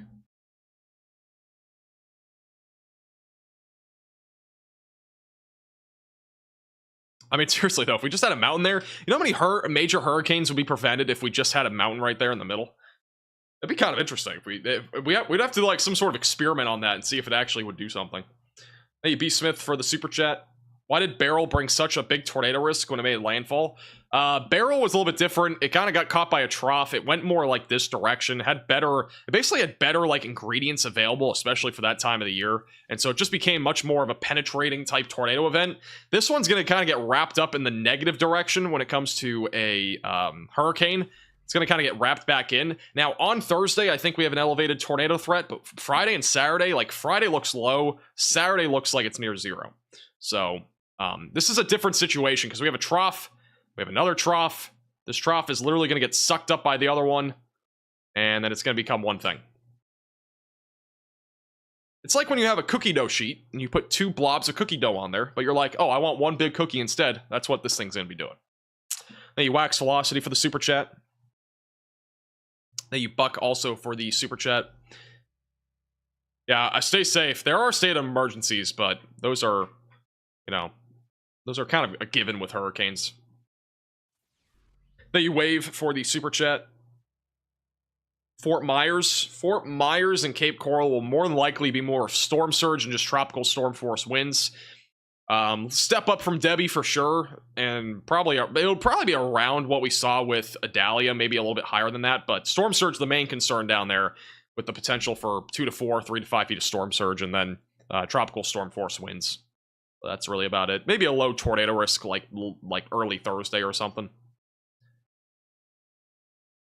Somebody has a pet flamingo in the chat? There's no shot. That sounds kind of cool. If this storm goes more through the Yucatan, if it went if it made more of a track like this into the Yucatan, I think that this would be more of like a Cat 2 upon landfall, maybe even a high-end Cat 1. But since it's not really going that far inland, if it does go inland, it has very little weakening that's going to happen. It's not really going to make much of an effect. What's up for Cancun for tonight? Mostly going to be just wind, heavy rain, a little bit of storm surge near the coast. But aside from that, it's not going to be like a major hurricane over Cancun. I think tomorrow morning will probably be the worst of it. Tomorrow morning, early afternoon, because the wind's going to pick up more around then. Just by a little bit, but not like a major increase, but enough to be a meaningful one for Cancun. Thank you, Edwin, for the super chat. Currently, YouTube is the plan, but we'll see. Things could always change.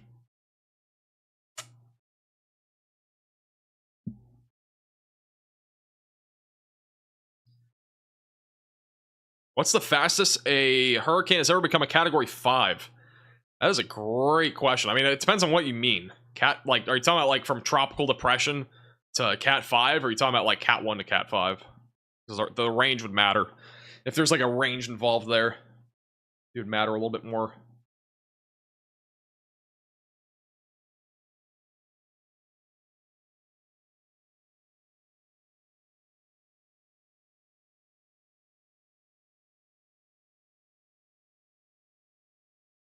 Will Disney be okay? It should be mostly just wind in Disney, so not really expecting much there.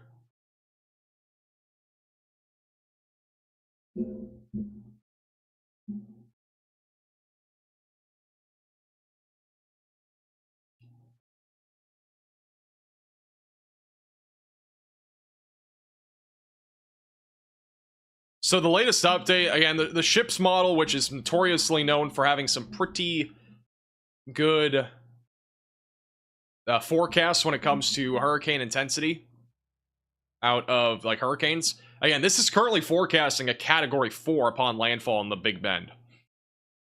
which I think is a very strong possibility. I think a high-end Cat 3, low-end Cat 4 are my thinkings right now for landfall in the Big Bend. I think Cat 5 is a stretch, but Cat 4 is definitely in play, like a low-end Cat 4. For what it's worth, a Cat 3 is 110 or 111 to 129 mile per hour winds, and then a Cat 4 would be 130 to 155. So Cat 4, it's a bit of a jump. But I mean, again, the forecast right now is it's a mid to high end Cat 3 upon landfall, so this is not like impossible. But there's very little stopping this from intensifying. That's the thing. Like, that's the biggest reason why we have that, you know. That's why we have this thinking. Again, it's only a tropical storm right now, but like the environment is just so favorable. It's been saying it for the last 2 days now, even 3 days. It's just such a favorable environment to the point where this is going to probably be a big time hurricane here in Florida. That's why we've done 2 videos a day for the last 2 days or 3 days, and that's why we're doing a live stream every night for this. There's a reason why. Thank you, Scott, for becoming a 2-month member. Merry Christmas. Thanks. No, wind shear is not really going to impact this. The wind shear is very, very weak. Across the entire Gulf. It's like non-existent almost. Thank you, Leopard, for another $10 super chat. Thank you for your service, by the way. Appreciate you tuning in. Yeah, Panama City's kind of on the cusp. I'd be ready to evacuate if needed, but right now I would say it's okay to stay there until, you know, unless there's an evacuation order already in place, or, you know, if the track shifts maybe tomorrow further west, that's when you might want to consider it a little bit more. Thank you, Kelly, for the $5 super chat. Will this hit Port St. Joe? Port St. Joe is kind of around Panama City. Again, it's one of those situations. You're kind of on the cusp. You might get direct landfall. You might get missed by 50 plus miles to the east. You want to be prepared for the worst case scenario. So if you're under an evacuation order, take it seriously. If you are considering evacuating, tomorrow is the last day to basically do so. Thursday you probably could, but it's going to be really late by then. Just be ready to go. But again, you could either be dealing with a landfalling hurricane near Apalachicola, or it could be way over near Cedar Key. The difference is massive, by the way. Again, if it makes landfall here, you're talking about major impacts across the board. If it made landfall in Cedar Key, you're talking maybe tropical storm force wind gusts, and that's a big maybe because it's just so far east. And storm surge will be way less over there. Thank you, Badco, for becoming a member, and welcome to the Velocities. Thank you, Twitch, for the super chat. Also, thank you, Darth, for the super chat. Do you use Radar Omega or recommend it? I definitely recommend it. Yeah, I 100% do. If you want to download it, it's the link at the bottom of the description. We've been using it for over a year. It's fantastic. Anyone, Bias Potato, for the becoming a 13-month member.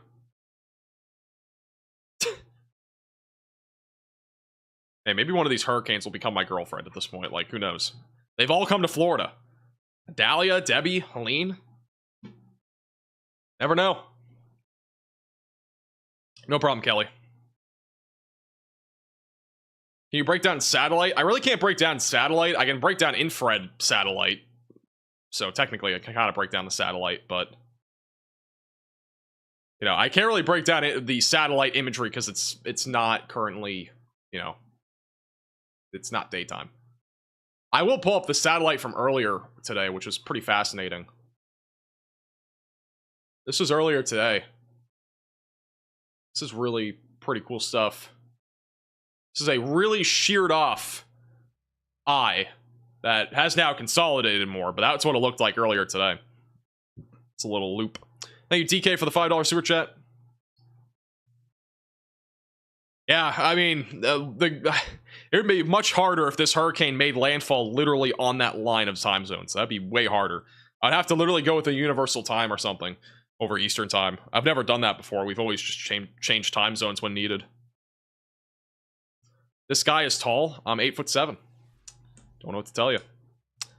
Hey, Buck, for the super chat. I don't think anybody needs to evacuate in Western Georgia, but I mean, if you're in a flood-prone area, maybe. Just make sure that you are, if you have evacuation orders, again, take them seriously, but yeah, I would say overall it's not really a necessity. Thank you, Sydney, for the $5 super chat. Yeah, 100%. Refill your prescription medication or whatever it might be before the hurricane, too. Good idea. Thank you, Twitch, for the super chat. I don't know where Chipley, Florida is. But again, if you're in the cone of uncertainty, you got to assume that it will make landfall in your location. So with that information, take the proper precautions. If you're not in the cone of uncertainty, you're more than likely still going to see impacts to some extent. But the extent of those impacts vary depending on where you are. So again, I highly recommend going back to the very beginning of the stream and watching it. We went through the first 15 minutes of the stream. We went through extreme detail, on exactly what we think is going to happen with this. And highly recommend you check that out. If not, if you want shorter form answers, you can watch my video from earlier today. It was uploaded like 4 or 5 hours ago. Has details there as well. This is expected to make landfall sometime Thursday evening. Possibly around or after midnight. If we go back over to... I don't think the ARRR model goes far enough, and it's also not accurate. Let's go to the NAM model. The NAM model currently has this making landfall at around 8 o'clock on Thursday. So, most models have this making landfall between 5 and, like, midnight on Thursday.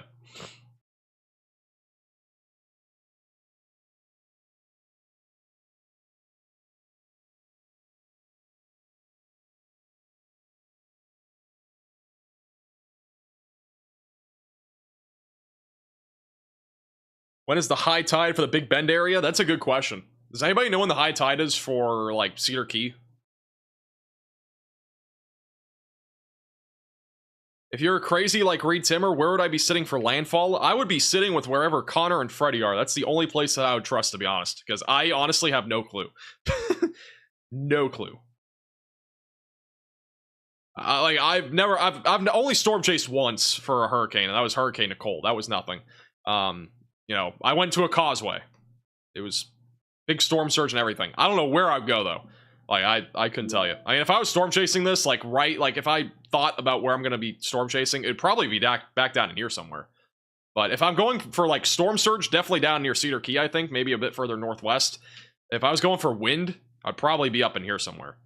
But again, if the cone goes over here, then you're definitely going over here for wind. So, depends on what you're chasing, because hurricane chases, you're targeting... You could target multiple things. You could target a mix of things, like the value basket for McDonald's, or the meal deal. You can get 4 different things. You can get tornadoes, you can get storm surge, high winds. You can get everything all in one if you really wanted, or you can just go for the one Big Mac. You can go for either wind or the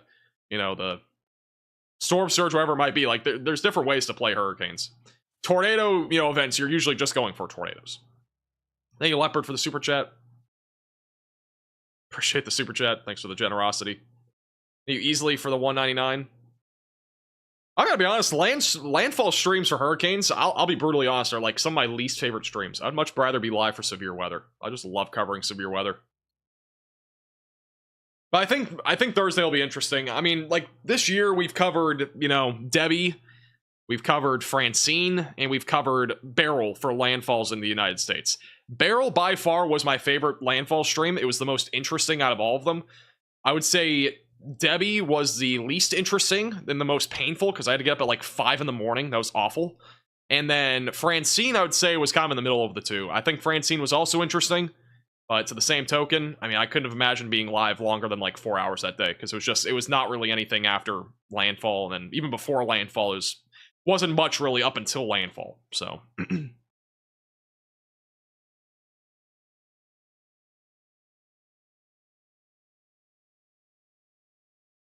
You check out the HAFS wind model. Sure. I don't know where it is on here. I have 14,000 plus points on my McDonald's app. That's a lot. I think I have like maybe 1,000. Maybe. This is the current wind map from the HAFS. I wish it plotted numbers on the map. It'd be much easier to tell what's actually happening here. Unfortunately, it doesn't. That's why I'm using a lot of the other models. But, I mean, right now it shows a pretty small core of those, Cat 2 or 3 plus winds wherever it makes landfall. And then after that, tropical storm force winds almost for all of Florida. Or wind gusts, at least, all for Florida. So. Next National Hurricane Center update is coming out in 20 minutes, so make sure you stay tuned. Again, if you are new to the channel, make sure to hit the red button down below and subscribe. Highly recommend you join our Discord server, link in the description. Connect with our community. And also make sure to follow us on Twitter and as well as on Facebook at MaxVelocityWX. Again, we're going to be posting, throughout the week, new updates, photos, videos, whatever it might be. The link to all of our social media pages will be posted in the chat if you don't see it in the description of today's live stream. So make sure to follow us on those platforms. Hey, you C-Sharp Major, interesting name for the $5 super chat. Pickle Storm Helene. Did I say that in today's video? If I said that, that was definitely not intentional.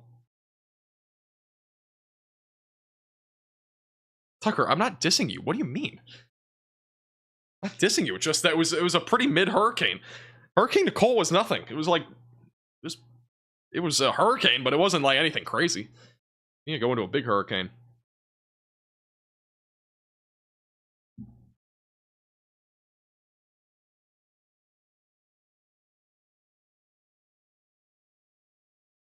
Hey, no problem, Howie. Appreciate you tuning in.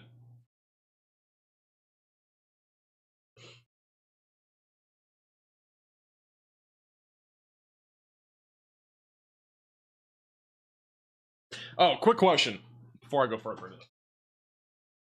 Is there a chance that Nathan from South Dakota is in the chat? I got fan mail and I still have not opened it up on our stream. Is Nathan from South Dakota in the chat? You send fan mail and your name is Nathan and you're in the chat, let me know. We have 8,000 people, so somebody's probably going to troll, but out of curiosity. I've had that fan mail for like a month and I have not seen them. Thank you everyone for the super chat. Thank you World for the $5 super chat. Sorry I missed it. If I missed any super chats, by the way, I do apologize. The chat's moving so fast. I would say the tornado risk in Tennessee and Kentucky is very low. But Friday would be the day to watch.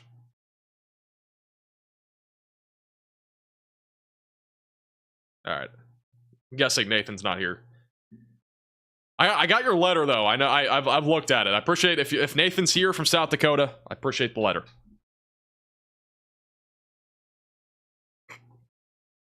I do appreciate it.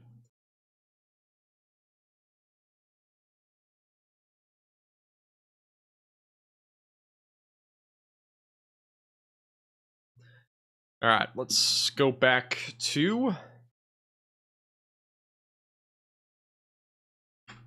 this is the infrared imagery right now. We're gonna do a little 50 frame loop on 3D, and I'm gonna keep answering questions. Again, if you have any questions, feel free to leave those in the chat. This is a 3D view on the infrared imagery of Tropical Storm Helene right now. Thank you, Bill, for the super chat. Impacts to upstate in South Carolina. Probably going to be mostly just gusty winds, 30 to 50 miles per hour. Depending on where you are. I don't know where you are in upstate South Carolina, but that would be kind of the range. And then some rain, isolated tornado threat on Friday. St. Augustine should be mostly just rain, isolated tornado threat. Storm surge, maybe, but it should be a very low threat. I really don't think we're going to see much storm surge there. Like, it would be very minimal. It might be enough to just bring that water a little bit into the city, but I think it'd be a pretty low chance of that happening. Because you're on the other side of the coast, and this hurricane is not going to be going over there.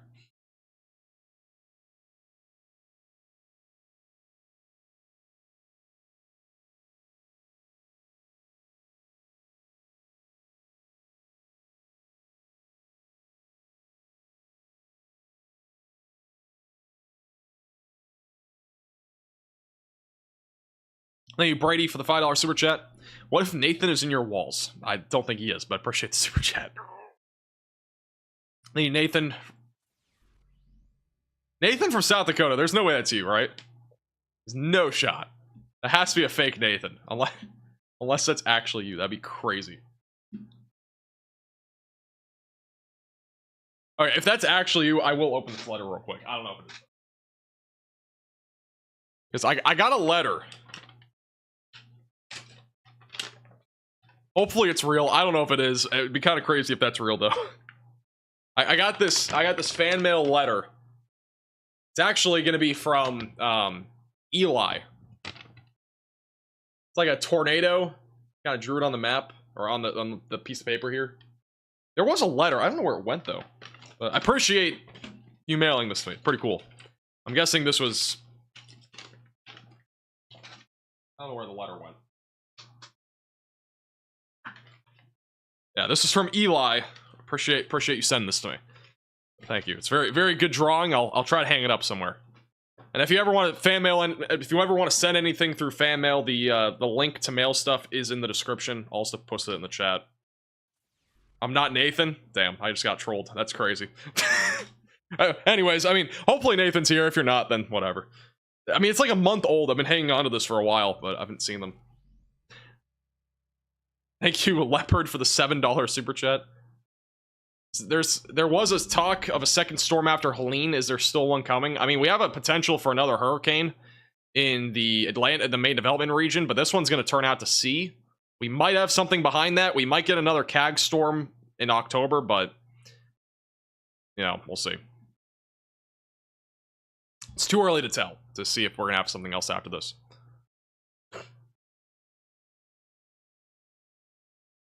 We are within 15 minutes, approximately, of the next National Hurricane Center update. We'll see if there's any changes to the forecast.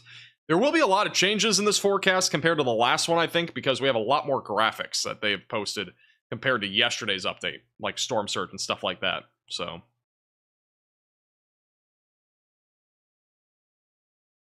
you're still live? What do you mean? I've been live for an hour and a half. We were live for like 3 hours for severe weather coverage. We've had 2 videos today, and we've also done a hurricane live stream. Crazy times.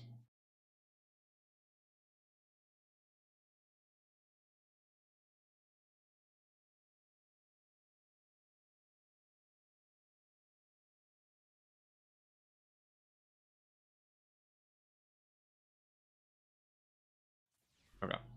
Thank you, Colin, for the $4 super chat. Appreciate that. Thank you for the generosity.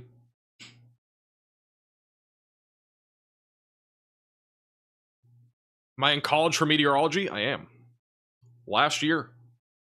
8 months away from graduation. Pretty lit.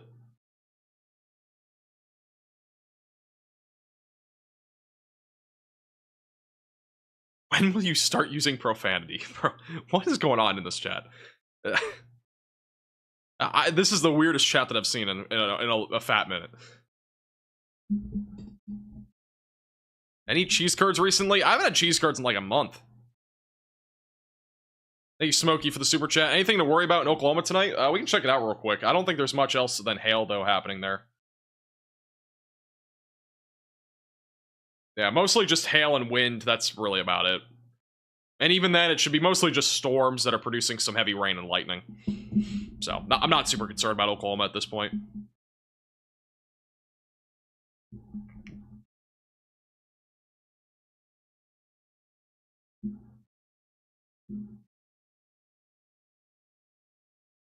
Am I gonna live stream my graduation? I don't know. I might have like a members only version of it if I'm able to. I'm not sure if I can, but if I'm able to, I might have like a members only stream of the graduation or something like that. If not, then I'll just post like a link on social media maybe or something like that. So. Thank you, Stark, for the super chat. This will be one of the more significant hurricanes in recent memory, but I mean, Ian was way worse in my opinion, but this one is worse in its own regard with storm surge. But St. Petersburg, mostly going to be tropical storm force winds, borderline maybe hurricane force winds, depending on how far east or west the track is, and then storm surge being really the greatest concern there. Maybe an isolated tornado threat.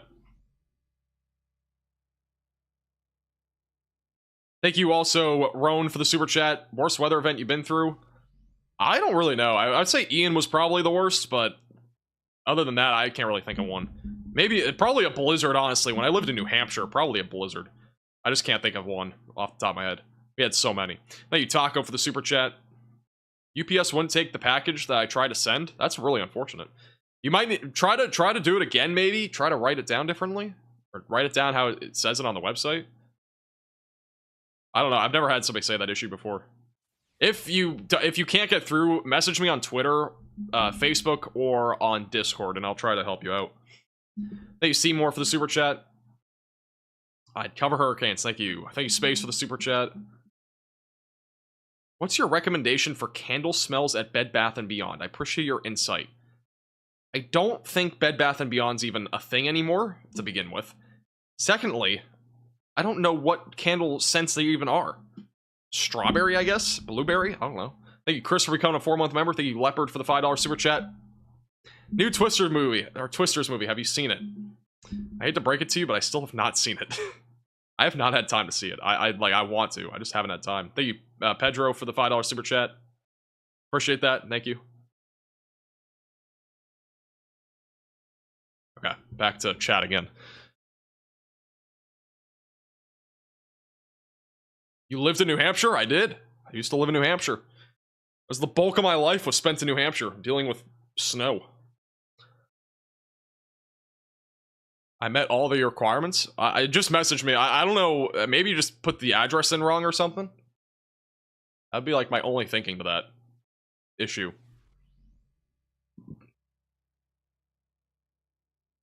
Thank you, QE, for the super chat as well.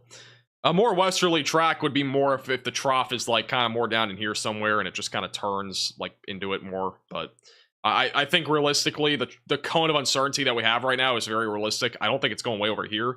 I don't think it's going down here. Like, I think this is a very realistic cone of uncertainty. Portsmouth, New Hampshire. Love it here. Beautiful. That's awesome. I've been to Portsmouth before. Max, your hairline is beautiful. Thank you. I appreciate that. Thank you, thank you.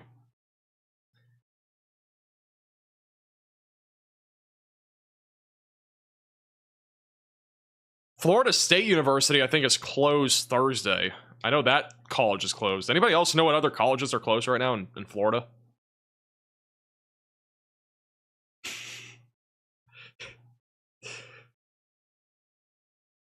Saw a crazy message in the chat.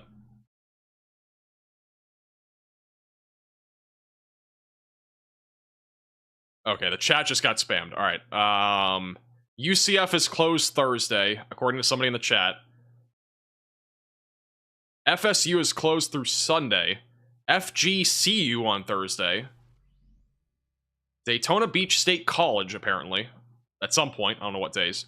Thank you, Josh, for the $5 super chat. Southeast Alabama, what are the chances of it going more west? I'd say it's a very low chance. If you're in this part of Alabama, you're mostly going to deal with some gusty winds and rain. Alright, what other colleges here? Party at FSU. Alright. Joe Mama University. Fantastic. UNF in Jacksonville is closed. I've never even heard of that. Florida Tech is also closed, apparently.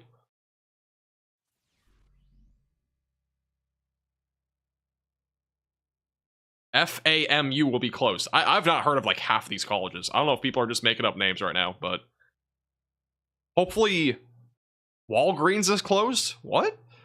Hey, Freddy for the $4.99 super chat. He says Max. Appreciate the super chat, Freddy. Thank you very much. Thank you, Cho, for the super chat. I heard that even I heard this even parts of eastern Kansas. We're not getting a Category 6 hurricane in Kansas, I can tell you that. If anything in Kansas, you're just getting rain. Thank you, Awesome, for becoming a member, and welcome to the Velocities. Publix is closed? Is Publix actually closed somewhere? That'd be kind of crazy. Hey, John Cena for the $4.99. Don't you find it weird that Bed Bath & Beyond does not sell beds and baths? Bruh. Beyond Beds and Baths would be a better name. I don't disagree. This chat is going way too fast. Did Freddy say something after his super chat? All he said was Max. Is that it? That's all Freddy said. Hey, D for the super chat. What do you see happening in the coming days for Tennessee as the storm moves inland? I think it'll be mostly just rain. I mean, again, this is not going to last long. Like, Thursday is the big day. Friday, it moves inland, producing flooding rain potential. Saturday, it just gets evaporated by the other trough, and then it's just rain after that. Pretty normal system after that. Thank you, Freddy, for the super chat. He says, hi. Hi. How's it going? Appreciate the super chat. Thank you, Cassie, for the super chat.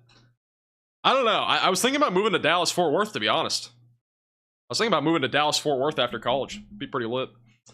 You know Ryan Hall? No, never heard of him. No, never. Don't know who that is. I don't know who Freddie McKinney is. Just some random person that entered my chat with a weird check mark next to his name. Thank you, Ray, for the super chat.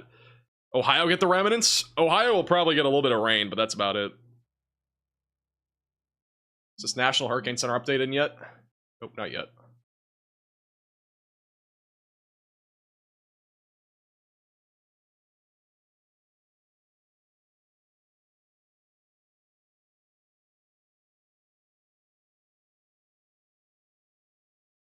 Yeah, this chat's going too fast. Thank you, Brian, for the super chat.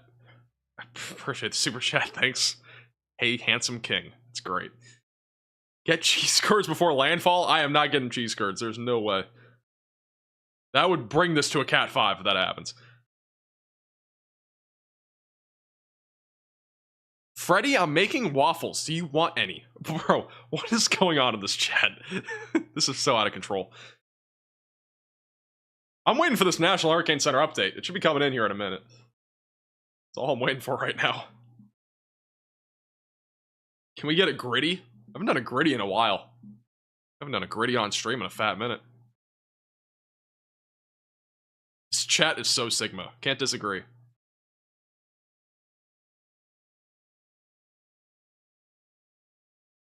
Dude, I got hairline jokes. I got cheese curds being talked about in the chat. I don't know what's going on anymore. French toast apparently being talked about.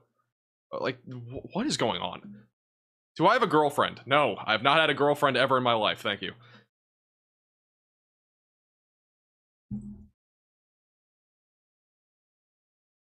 Shouldn't I be studying? No, I don't have any. I mean, I don't have like any exams. My first exam of my entire semester is like next week. It's like late next week.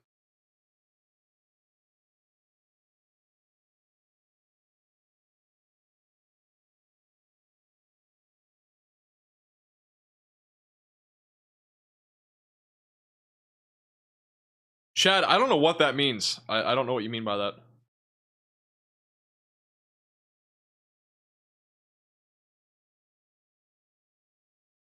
Dude, I have chat on slow mode and it's going so fast.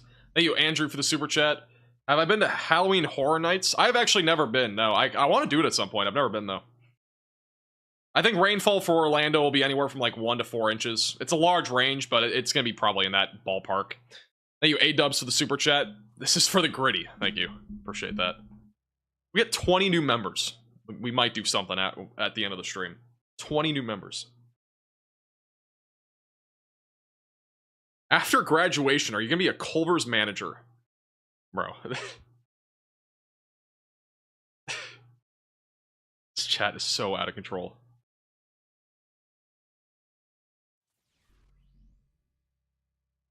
Apparently, we only have one mod right now. It's Tucker. Let's get some W's in the chat for Tucker, the only mod right now moderating 8,000 of you. Thank you, Maddie, for the super chat.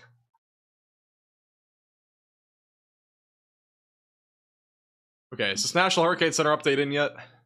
Nope, not yet. All right. We got a new National Hurricane Center update in the next, like, 30 seconds, hopefully, or a minute. Thank you, Mark, for becoming a member. Thank you to Leopard for the $5 super chat. All the single ladies hit him up. Can't resist that hairline, right, bro? Oh, man. I just want to get by this hurricane. I'll mod for you for $2. Thanks. Appreciate the offer.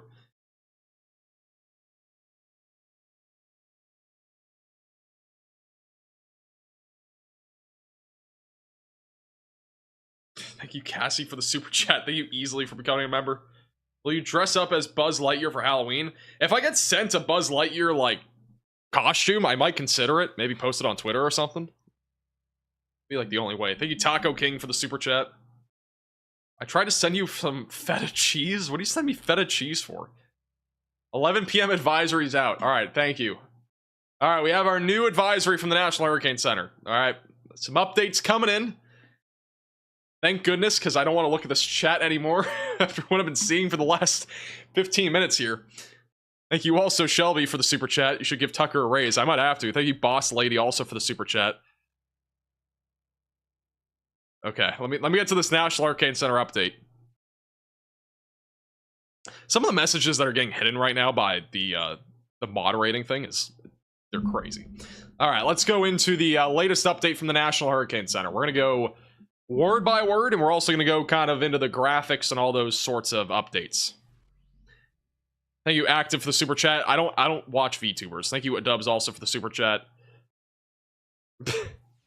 Appreciate the super chat. I might do it at the end of the stream. We'll see. All right, here's the latest from the National Hurricane Center. All right, no more distractions in the chat, please. Helene continues to become better organized with increased convective banding features and an overall more symmetrical looking cloud pattern. The convection is very deep with cloud tops to negative 80 degrees Celsius or colder. Doppler velocity data from an NOAA Hurricane Hunter aircraft indicate no significant vertical tilt of the vortex in the low to mid troposphere. This suggests that the vertical wind shear is low. Earlier flight level wind data from the aircraft indicate that the maximum wind speeds are near 50 knots. However, this may be conservative, so we actually might have a stronger tropical storm. The latest update, I think, right now has this still at a tropical storm, maximum sustained winds of 60, and it's also at a pressure of 991 millibars.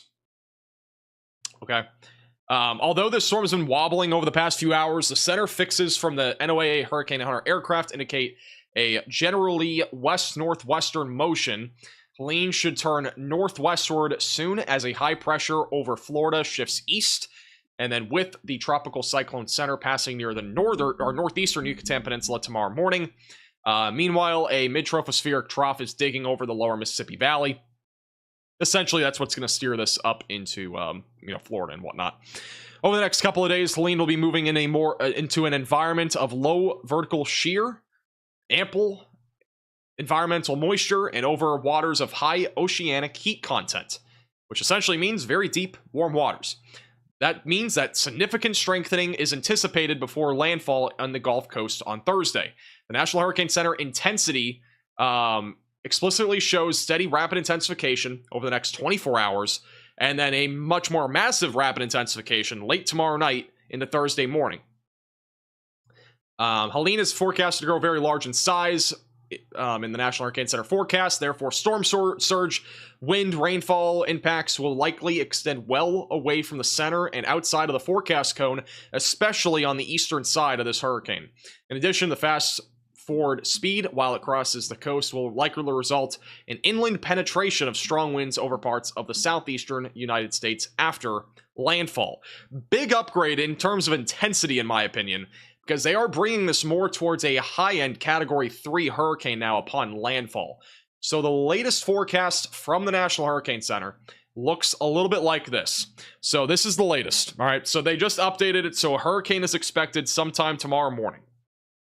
After tomorrow morning, it's going to start to rapidly intensify as it moves into the Gulf of Mexico.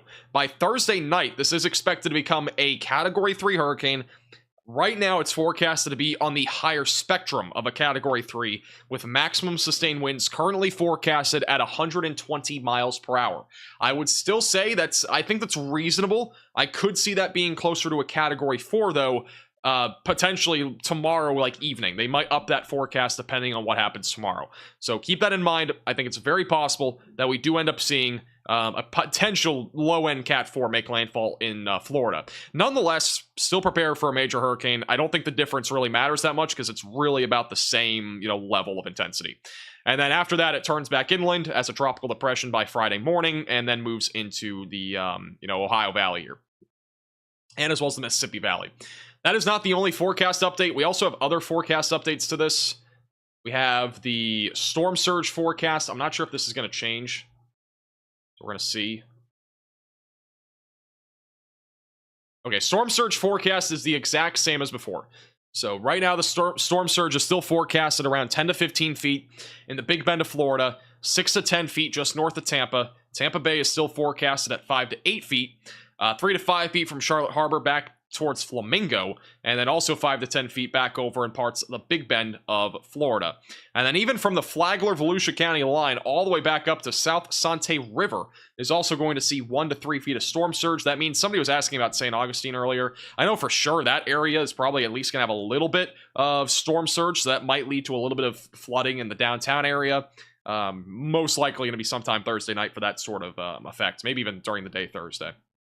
So But yeah, that's the latest on storm surge. Let's see if there's anything else that may have updated. Again, the cone updated. This is what the cone looks like now. Moving west-northwest at 10 miles per hour. The watches and warnings continue. They haven't really changed much. I have to say, one interesting note is that we do have tropical storm watches almost for all of Florida. The only area really not in it is in southeast Florida. And then also back over here west of Panama City. There's like literally no watches over there. Yeah, tropical storm warnings in effect for central Florida, southwest Florida. Hurricane warning still in effect just north of Tampa, back through Tallahassee. We also have hurricane watches into southern Georgia. And tropical storm watches in effect all the way into southeast Georgia.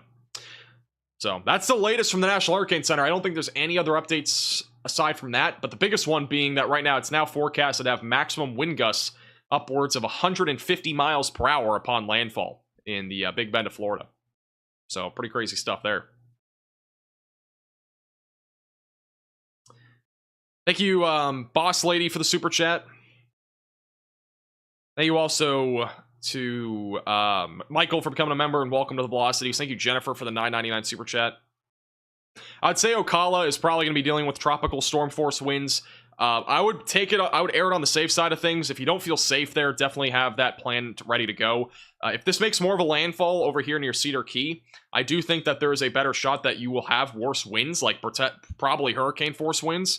I think if this makes landfall more over towards Apalachicola, you don't really have to do that. So I think this is something that you might be doing last second, but whatever makes you feel safer is where you should be going.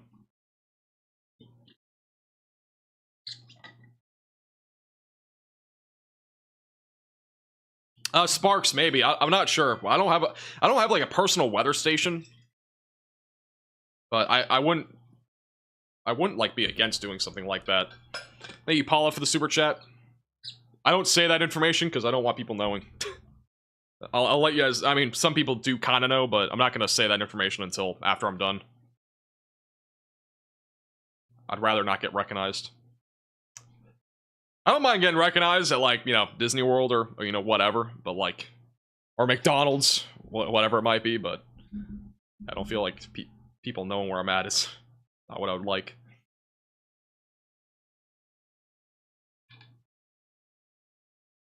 But yeah, that's the latest update. Again, I'll answer some questions here for a little bit longer, and we'll just kind of chill.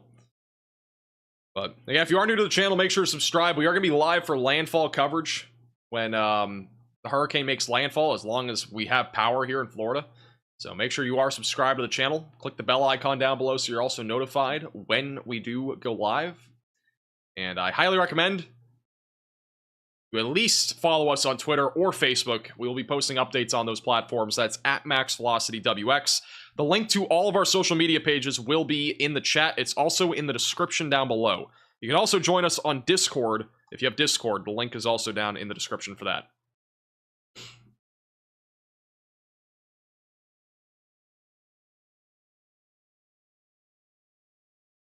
Gary, that's the current plan. No problem, Nathan.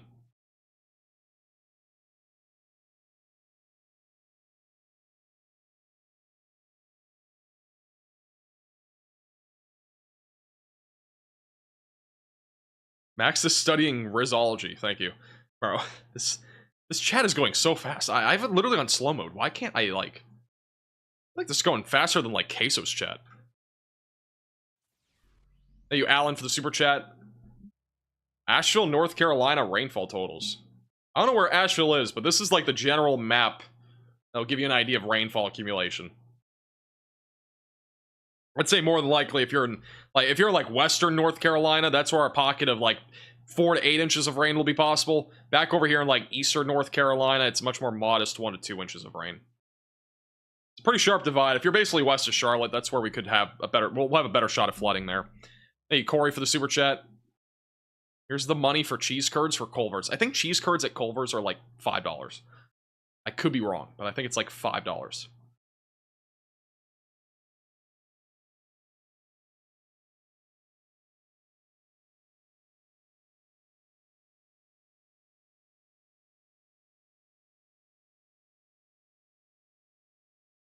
Yeah, I think it's like $5 to $6 for cheese curds.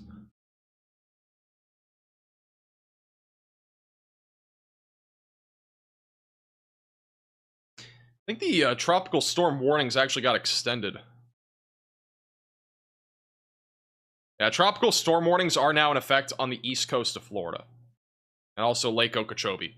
So another update there. I mean, I'm guessing a lot of you probably got notifications on your phone or whatever for that, but it's the latest there. Hey, Leopard for the super chat. Appreciate that. Thank you.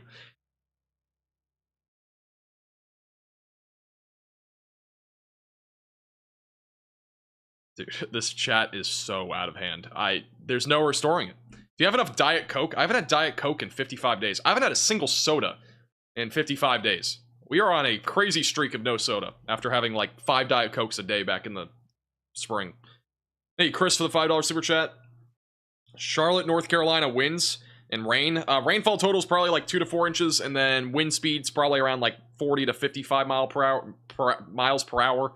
So, power outage is very possible, for sure. Thank you, Carrie, for the super chat. Do you plan to keep doing this once you've graduated? That's the current plan right now.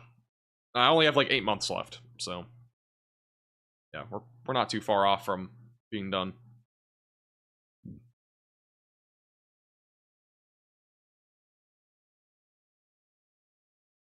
Winds over 30 miles per hour in upstate South Carolina. I mean, if you're like this area, I could see there being wind gusts around 30 to 45 miles per hour.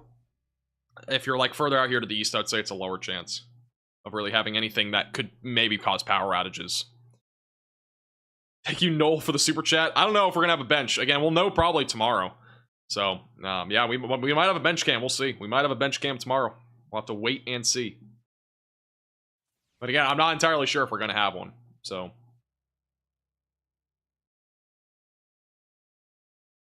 thank you, Easily, for the super chat. What do you make of the structure right now? I think it's impressive for what it is. I mean, again, we are still in the early stages of what's going to be a massive hurricane going towards Florida. Again, it's organizing. I don't think it's like, I don't think this is a hurricane right now, but I do think it's very close to it.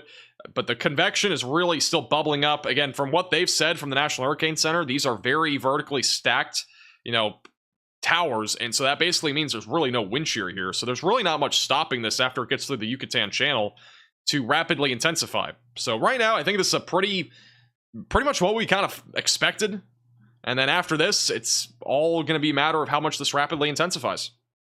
So, yeah. It's going to be an interesting next few days. There's no doubt about it. There's no doubt about it.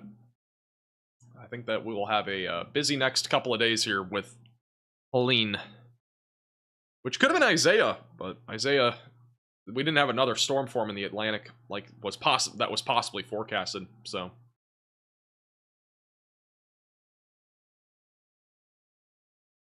am I going live tomorrow? I will have another live update probably at some point tomorrow. I'm not sure when though. I'm trying to think. I mean, I might even do one in like the early afternoon or something. I'm not really sure though, to be honest. I'm definitely considering an update in the early afternoon tomorrow. If I don't do one, it'll probably be in the evening. We might even do 2 live updates tomorrow. I'm not sure. If I do a live update tomorrow in the afternoon, it'll probably be around lunchtime. Maybe just after that. And then maybe another one in the evening at some point. But tomorrow is a little bit different than today, though, because like today I didn't really have to prepare for graphics and stuff. Tomorrow I have to prepare for graphics for landfall. So I basically have to put together a bunch of graphics for like storm chasers, feeds on my stream and stuff like that for landfall. So tomorrow is a bit more of a prep day. So when I go live, it's going to be probably little notice. Like you'll have like maybe one notification, like a 30-minute heads up. I'm not going to plan it hours in advance because I won't know for sure tomorrow until I get all that stuff done. Thank you, Rafi, for the super chat. My family is south of Gainesville. Should they evacuate?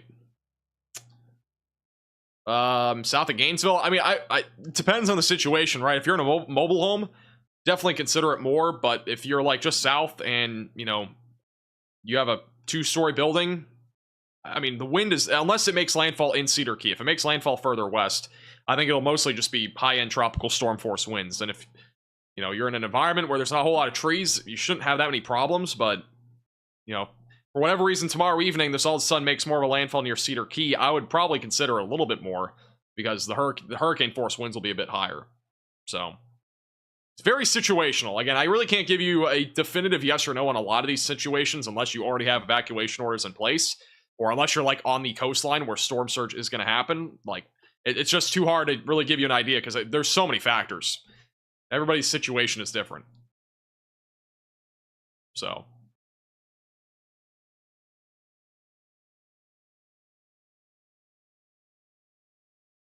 we still looking at a Cat 3? Yeah, I think high-end Cat 3 or low-end Cat 4 upon landfall. Did he used to be a model before being a meteorologist? No. Thank you, James, for the super chat. If you were in Tallahassee, at what point tomorrow do you think there's enough info to decide whether to leave or stay? I mean, you'll probably know by, like, tomorrow evening. Even then, I don't know if it's really needed that you have to evacuate. This is going to be pretty similar to Adalia, maybe a step up from it for Tallahassee. So I would say if unless there's an eye wall replacement last second, it'll probably just be a little step above that.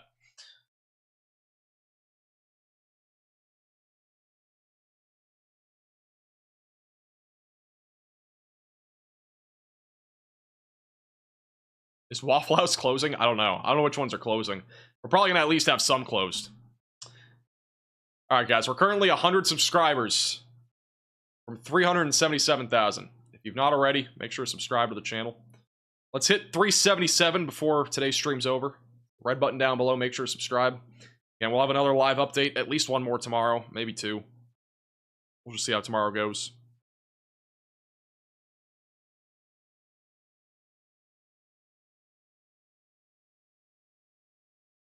$377 for a gritty. I don't know if we're doing a gritty tonight. Reddy just said, I'm watching on the treadmill. Are you really at the gym right now? There's no shot. Are you at the gym or at your house? Like, I didn't even know you had a treadmill if you have one at your house. Yeah, if you got a treadmill at your house, I might have to just move there, dude. Like, just a full-blown, you know, get the weather studio in there. You got the gym. You know, you got everything. Might have a McDonald's down the road. Be lit. Dude, these comments are so out of hand. Connor would be watching from his sauna. I highly doubt Connor's watching the stream. I don't think there's any more stress that needs to be needed about this. Treadmill in the basement? That's actually kind of crazy. Got dumbbells too, dude. Freddy right now is going on a gym spree. He's going to be beefed up in no time.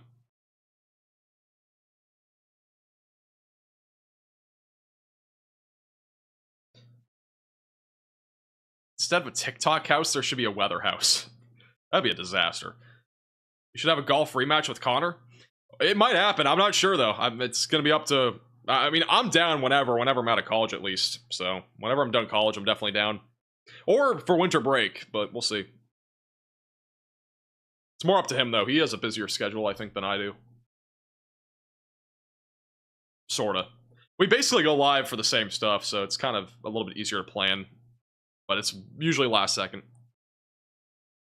I mean, this trip that we did with the whole golf thing and stuff, like, it was planned 4 days before we even went to Disney, or 4 days before we did the golf match. Like, it was very last second.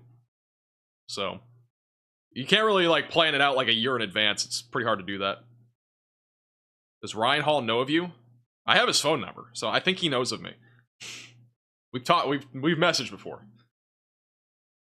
With that said, I had Ryan Hall's phone number before I had Connor Cross' phone number. And I've been working with Connor for a year, and I've only really talked to Ryan for like 4 months.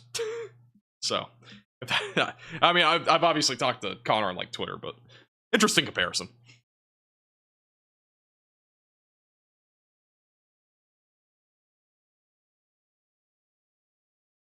I'm not leaking his phone number. I'm not prank calling him.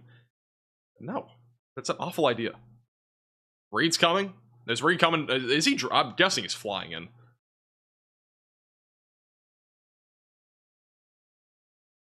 Thank you, Valerie, for the super chat. Do your professors subscribe to the channel? I'm not entirely sure. I think like 2 or 3 of them probably are. Prank call Connor. He's probably in the sauna. I don't feel like bothering him.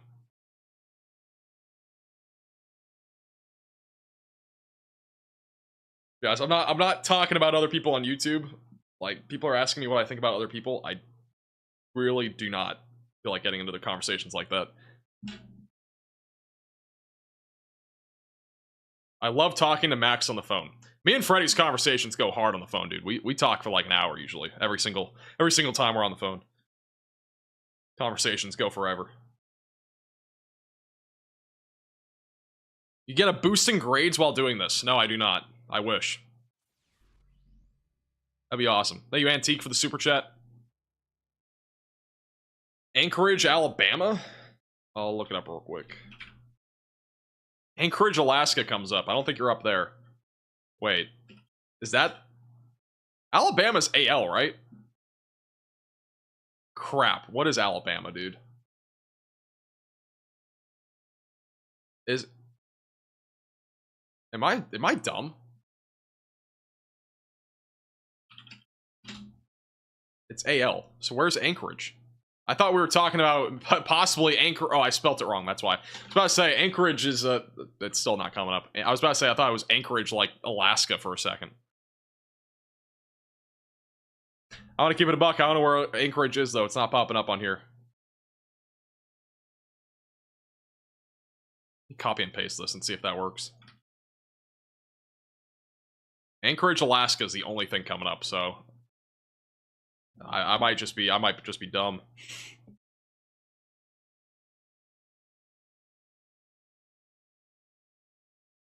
Sheesh, we got like a big explosion right here happening. Let me go to the...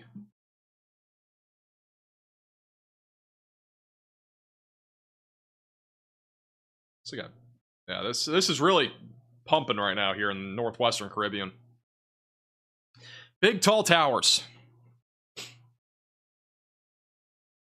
Very large. I think he meant Alaska? I would think so, because I did not find wherever that was.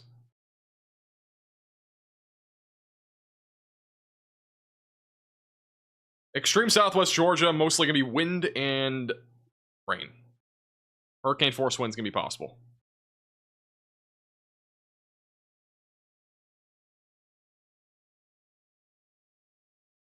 Let me go to this one.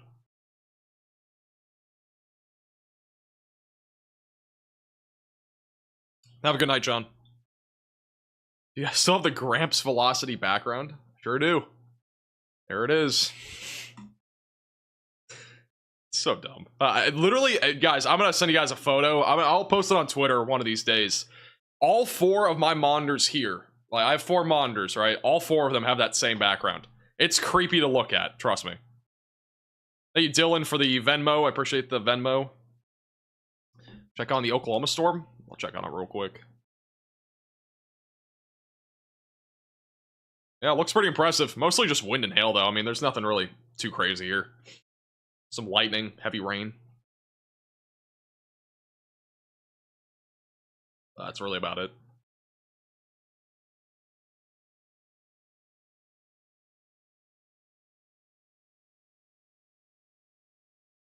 I see somebody else talk about the flavor of a vape. You're getting banned. I don't know what everybody's talking about, but dude, I do not vape. Trust me. Like the last person that would probably vape. If you're talking about this, it's just my water bottle. I don't know. Maybe that was... I don't know, man. Some weird stuff in the chat.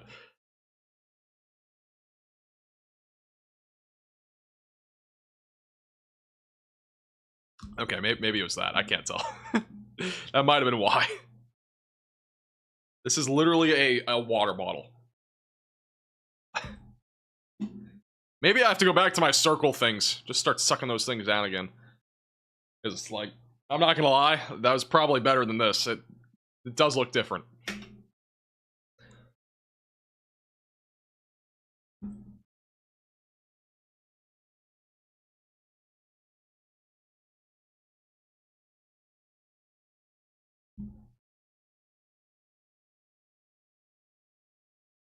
Alright, this chat is so out of hand. Diet Pepsi?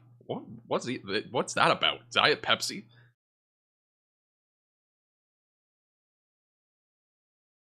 I mean, when we had the, I don't know if I still have the graphic on here, do I? It's not on this. Maybe I have to go over to... Maybe this. I don't know if it shows it on this screen. But whenever we had That doesn't show it here. Whenever we had a, whenever we drank water, it pop up on screen saying max hydration. It's the best thing ever.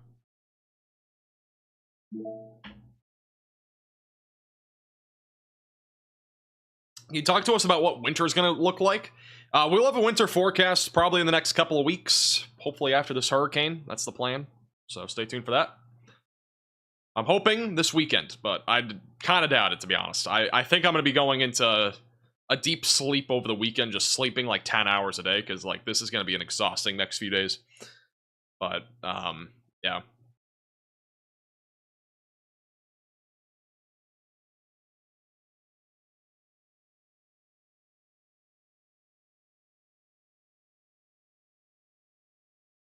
No problem, Carrie. Have you talked about Stormrunner about coming to Florida? I have not, no. I mean, I've been live basically all day, so I haven't had a chance. I'll probably talk to them after the stream or something. See what their plan is. Because, I mean, they're gonna have to come in, they're gonna have to fly in tomorrow. There's no other way to get here.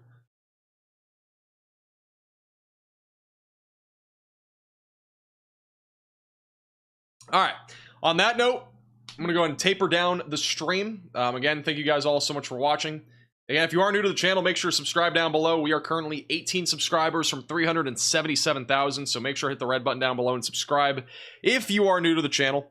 Again, click the bell icon down below so you're notified whenever we go live next and with the latest video updates.